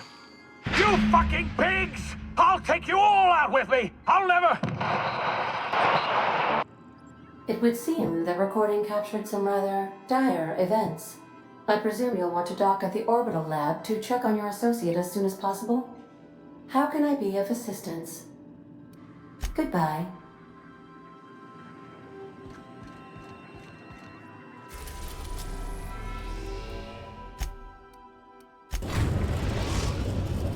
We've arrived at Phineas's orbital lab.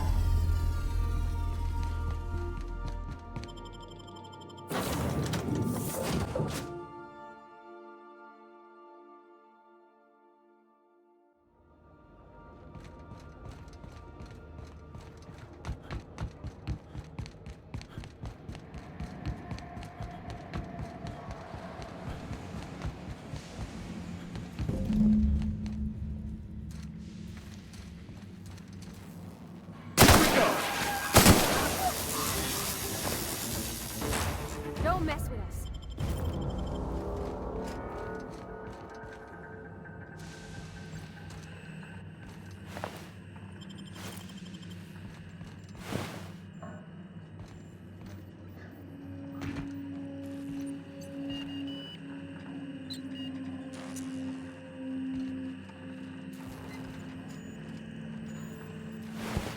Can we talk?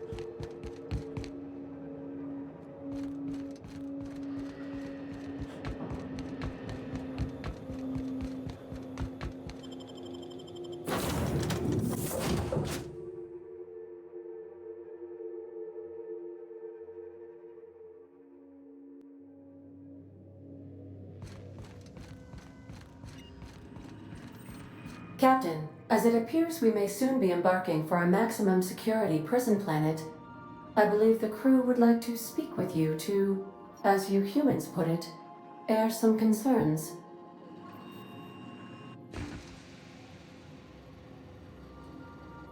Doc Wells never hurt nobody. Just a kindly old fella living by his lonesome up in the rings, tinkering at his table. The board just couldn't leave him be. Mr. Phineas is just about the only person with power trying to do any kind of good in Halcyon. We gotta bust him out. To extract the scientist, you will need to infiltrate the labyrinth.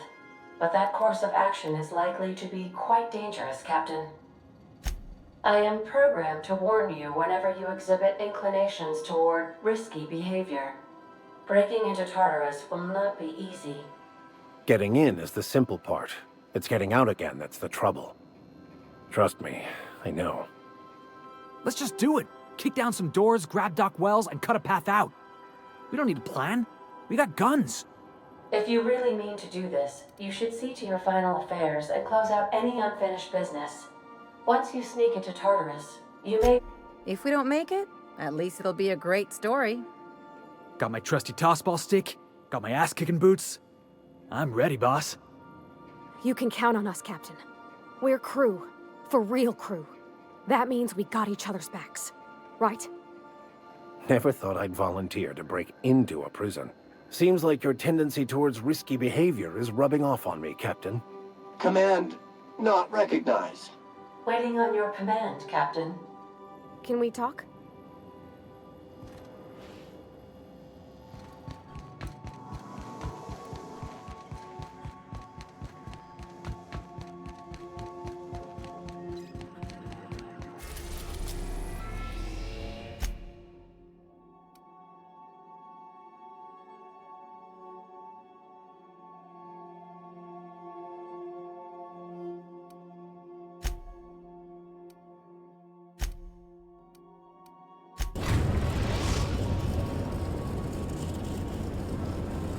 I am pleased to inform you that we have arrived at the labyrinth.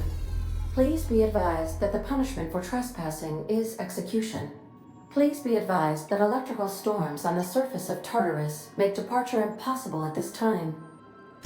Resident count is as follows: 3,071.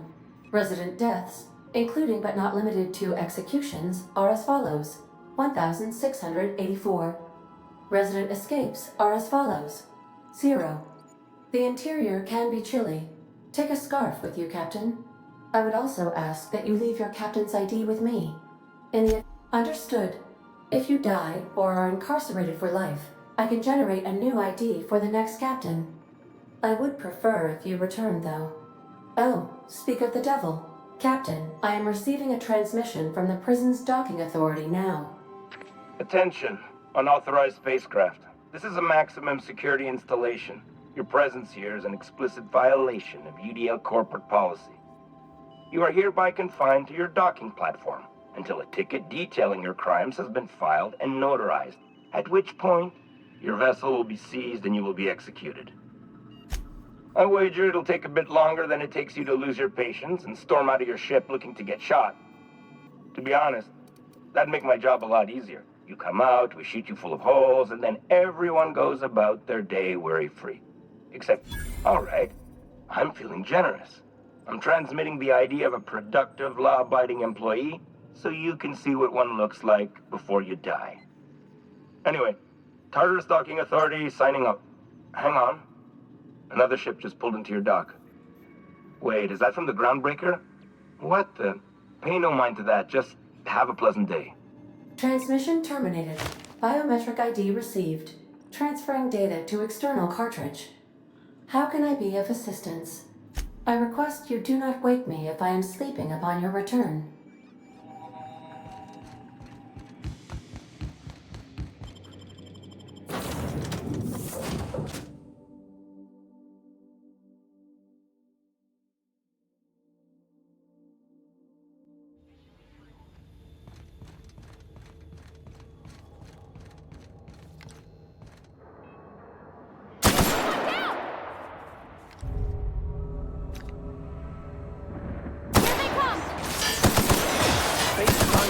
Today.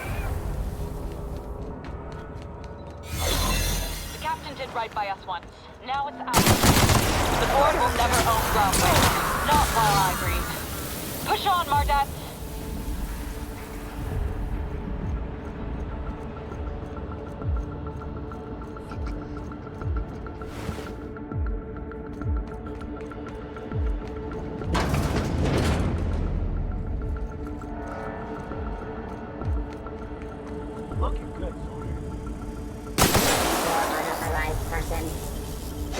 Oh, you got that?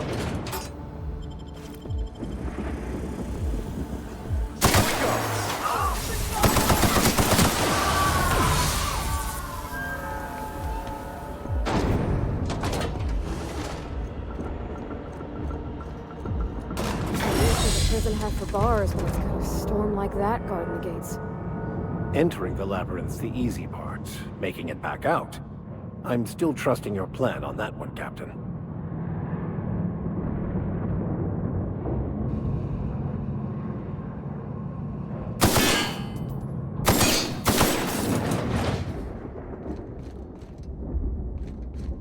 Let's look around. There's gotta be a few ways through here.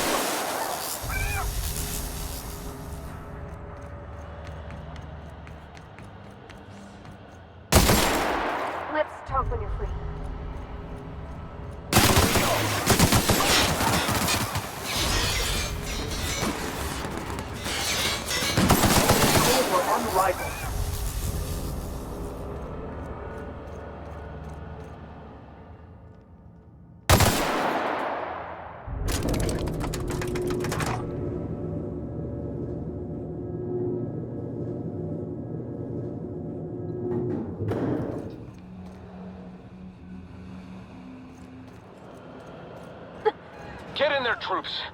For Monarch. For Halcyon.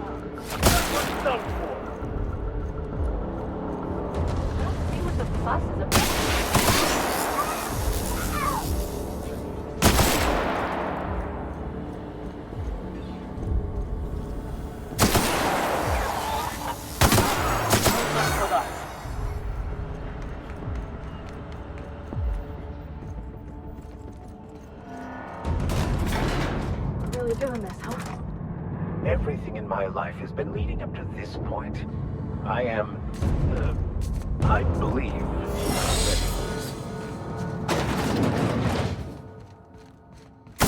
After all you've done, all the work you've destroyed, all the money you've cost me, your misguided crusade has doomed Halcyon.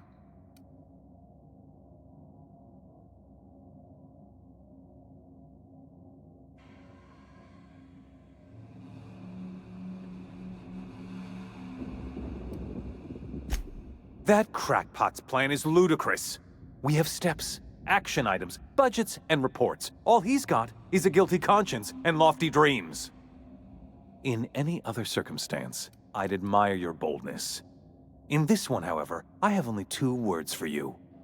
Fuck off. No call for...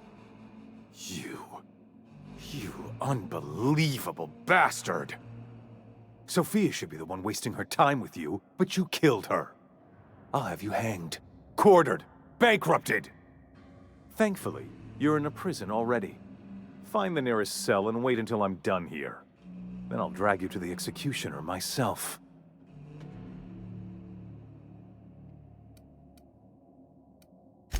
Is that what you think you're doing? This path of wanton societal disruption? You call that being a savior? I call it sabotage. You know what saboteurs get, Captain? Summary executions.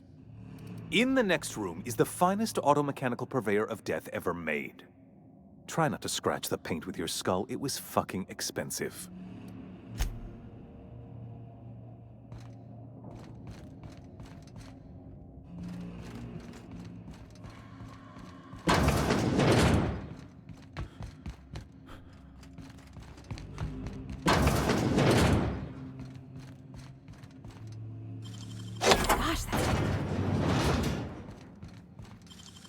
Great work.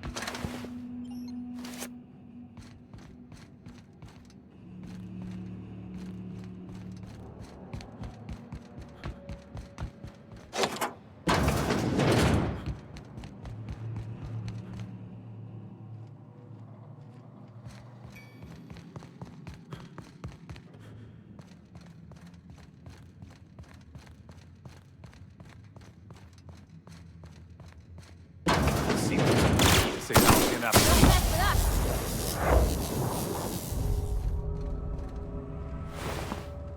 Get me out of here!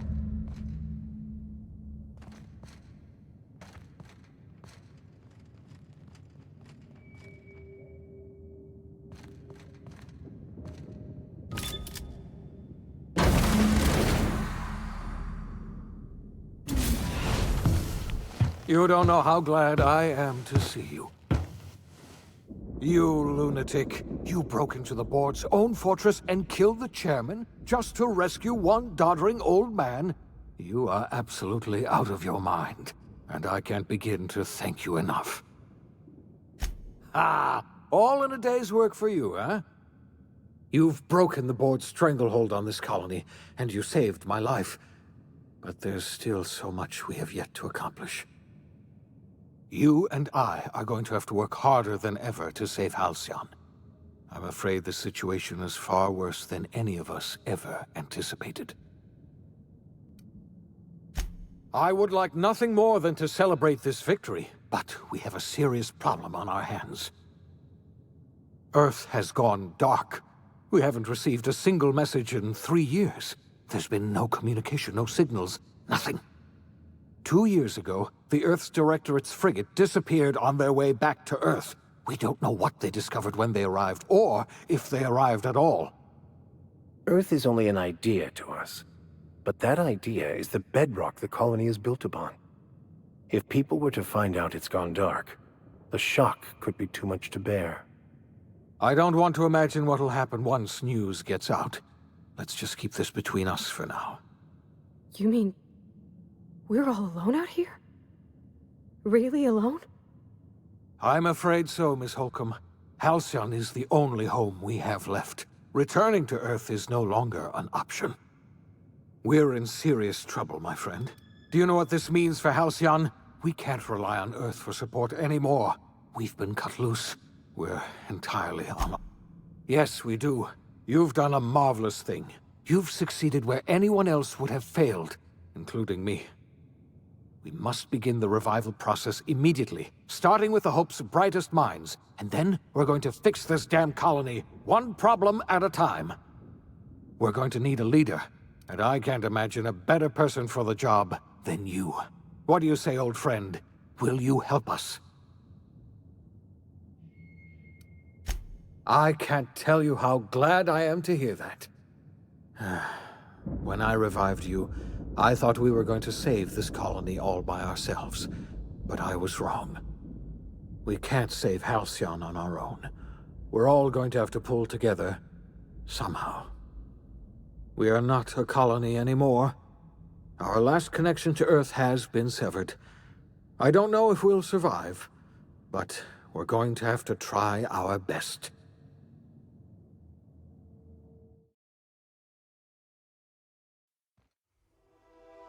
The OSI teaches that everything in the universe happens according to the grand plan.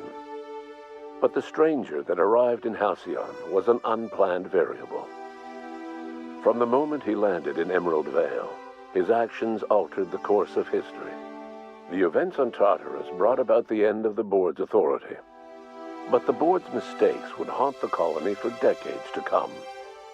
The damage they left behind would require the work of a generation to repair.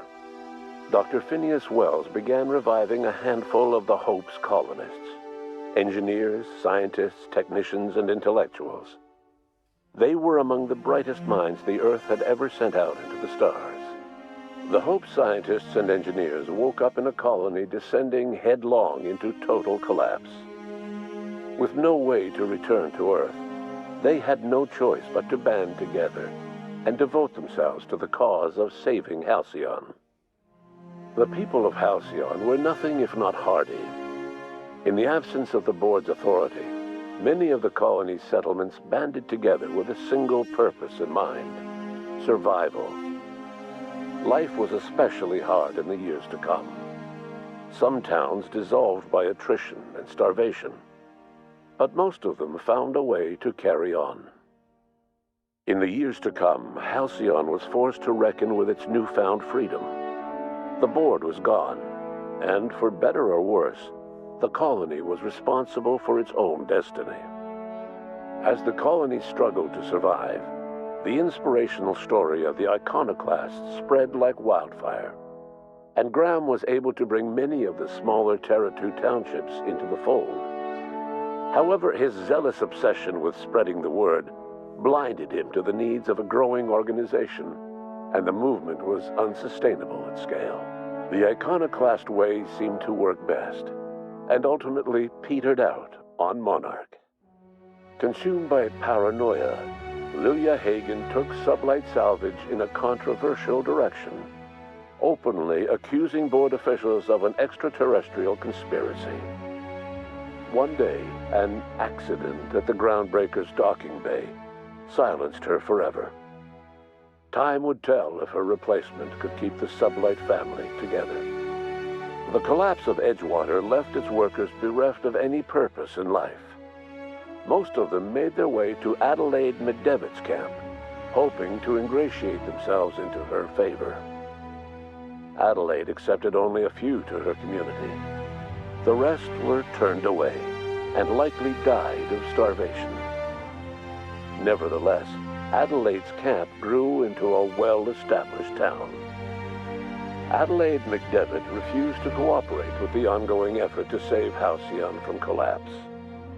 A sympathetic deserter stole a copy of her research and delivered it to the Hope's scientists. It is unclear how useful Adelaide's research was. An optimistic estimate suggests her work may have bought Halcyon another few years of survival.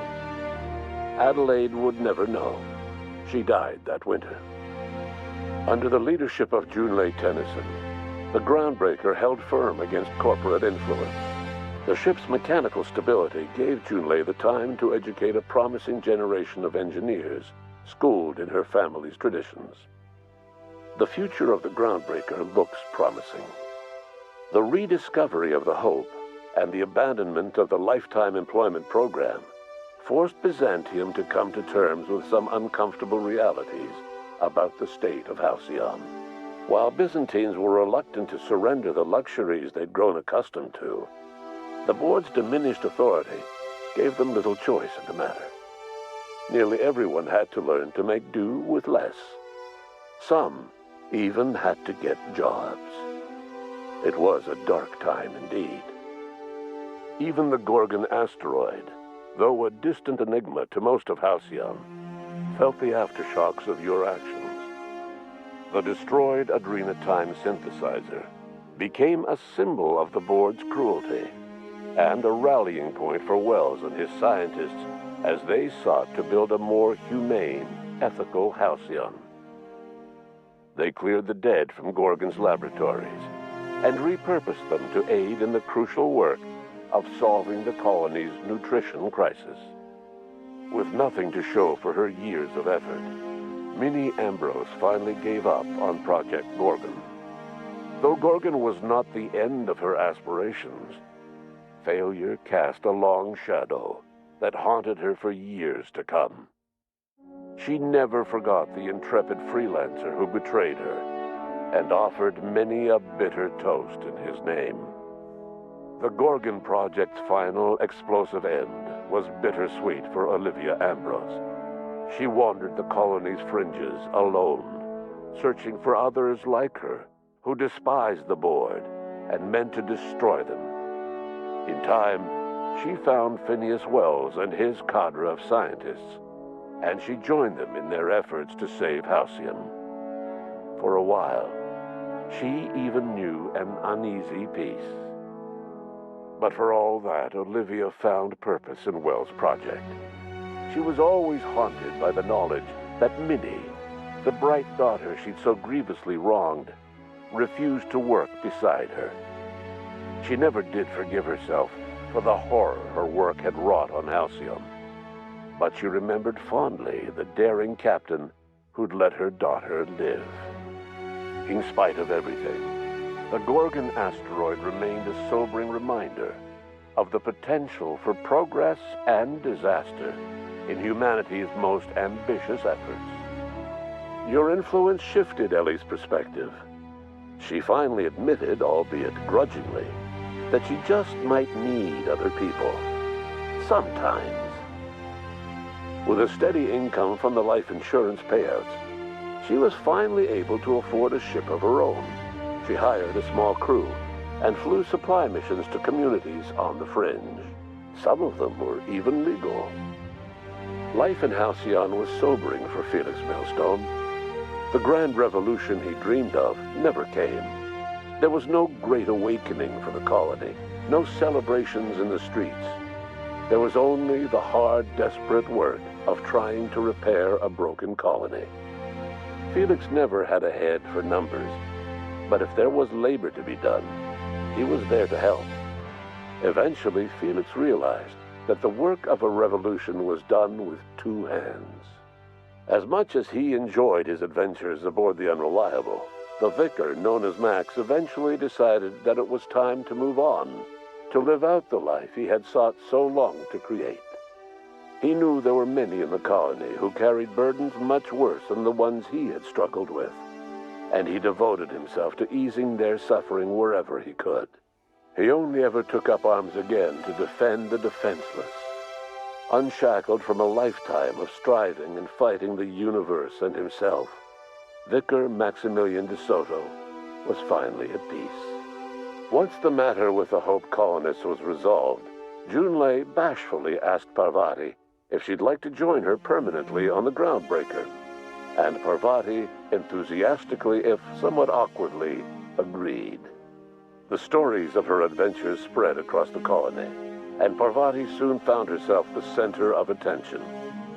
Having served as the engineer of a renowned spacecraft, tramp freighters and wildcat miners sought her out by name, and in no time, she was a fixture in the Groundbreaker's mechanical ecosystem. She and Junlei were never far apart. As hard as she tried to drink them away, Nyoka's memories eventually overcame her.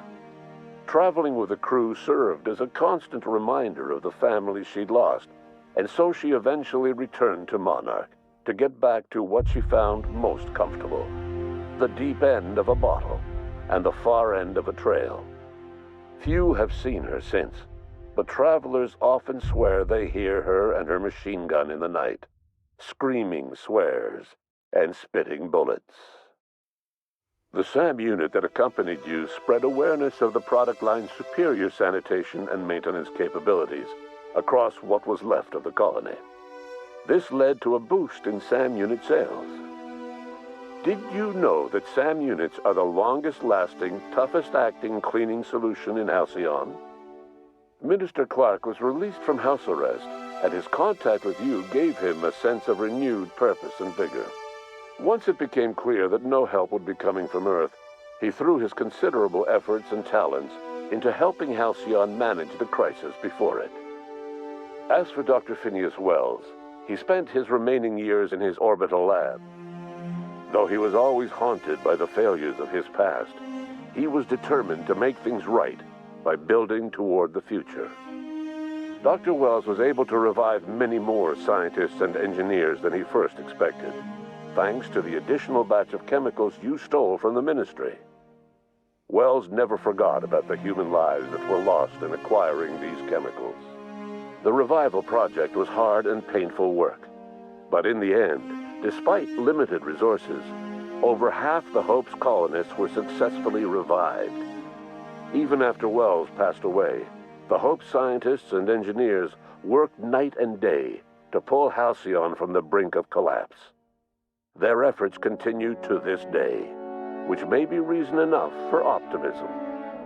Dr. Wells laid the groundwork for the project to save the colony, but he would never live to see the fruits of his labor. He passed away a few years later. His work was carried on by the scientists and engineers he revived. Life will never be the same in Halcyon. It is widely agreed that the colony has a chance of stabilizing within a generation, owing to the hard work and determination of the surviving colonists. Recovery is a distant goal, and the path is long and uncertain. But the people of Halcyon carry on, determined as ever. And what about you, the unplanned variable in the history of Halcyon? Long after Wells passed away, you carried on his work with more energy, determination, and brilliance than he could ever muster. The years that followed were hard, but Halcyon survived by the efforts of the Hope's most promising colonists, the greatest of which was you. No one knows what's happened to Earth, and no one knows what the future has in store for Halcyon. All we know for certain is this: the name of the Unreliable and that of its intrepid captain will remain the subject of countless stories for years to come.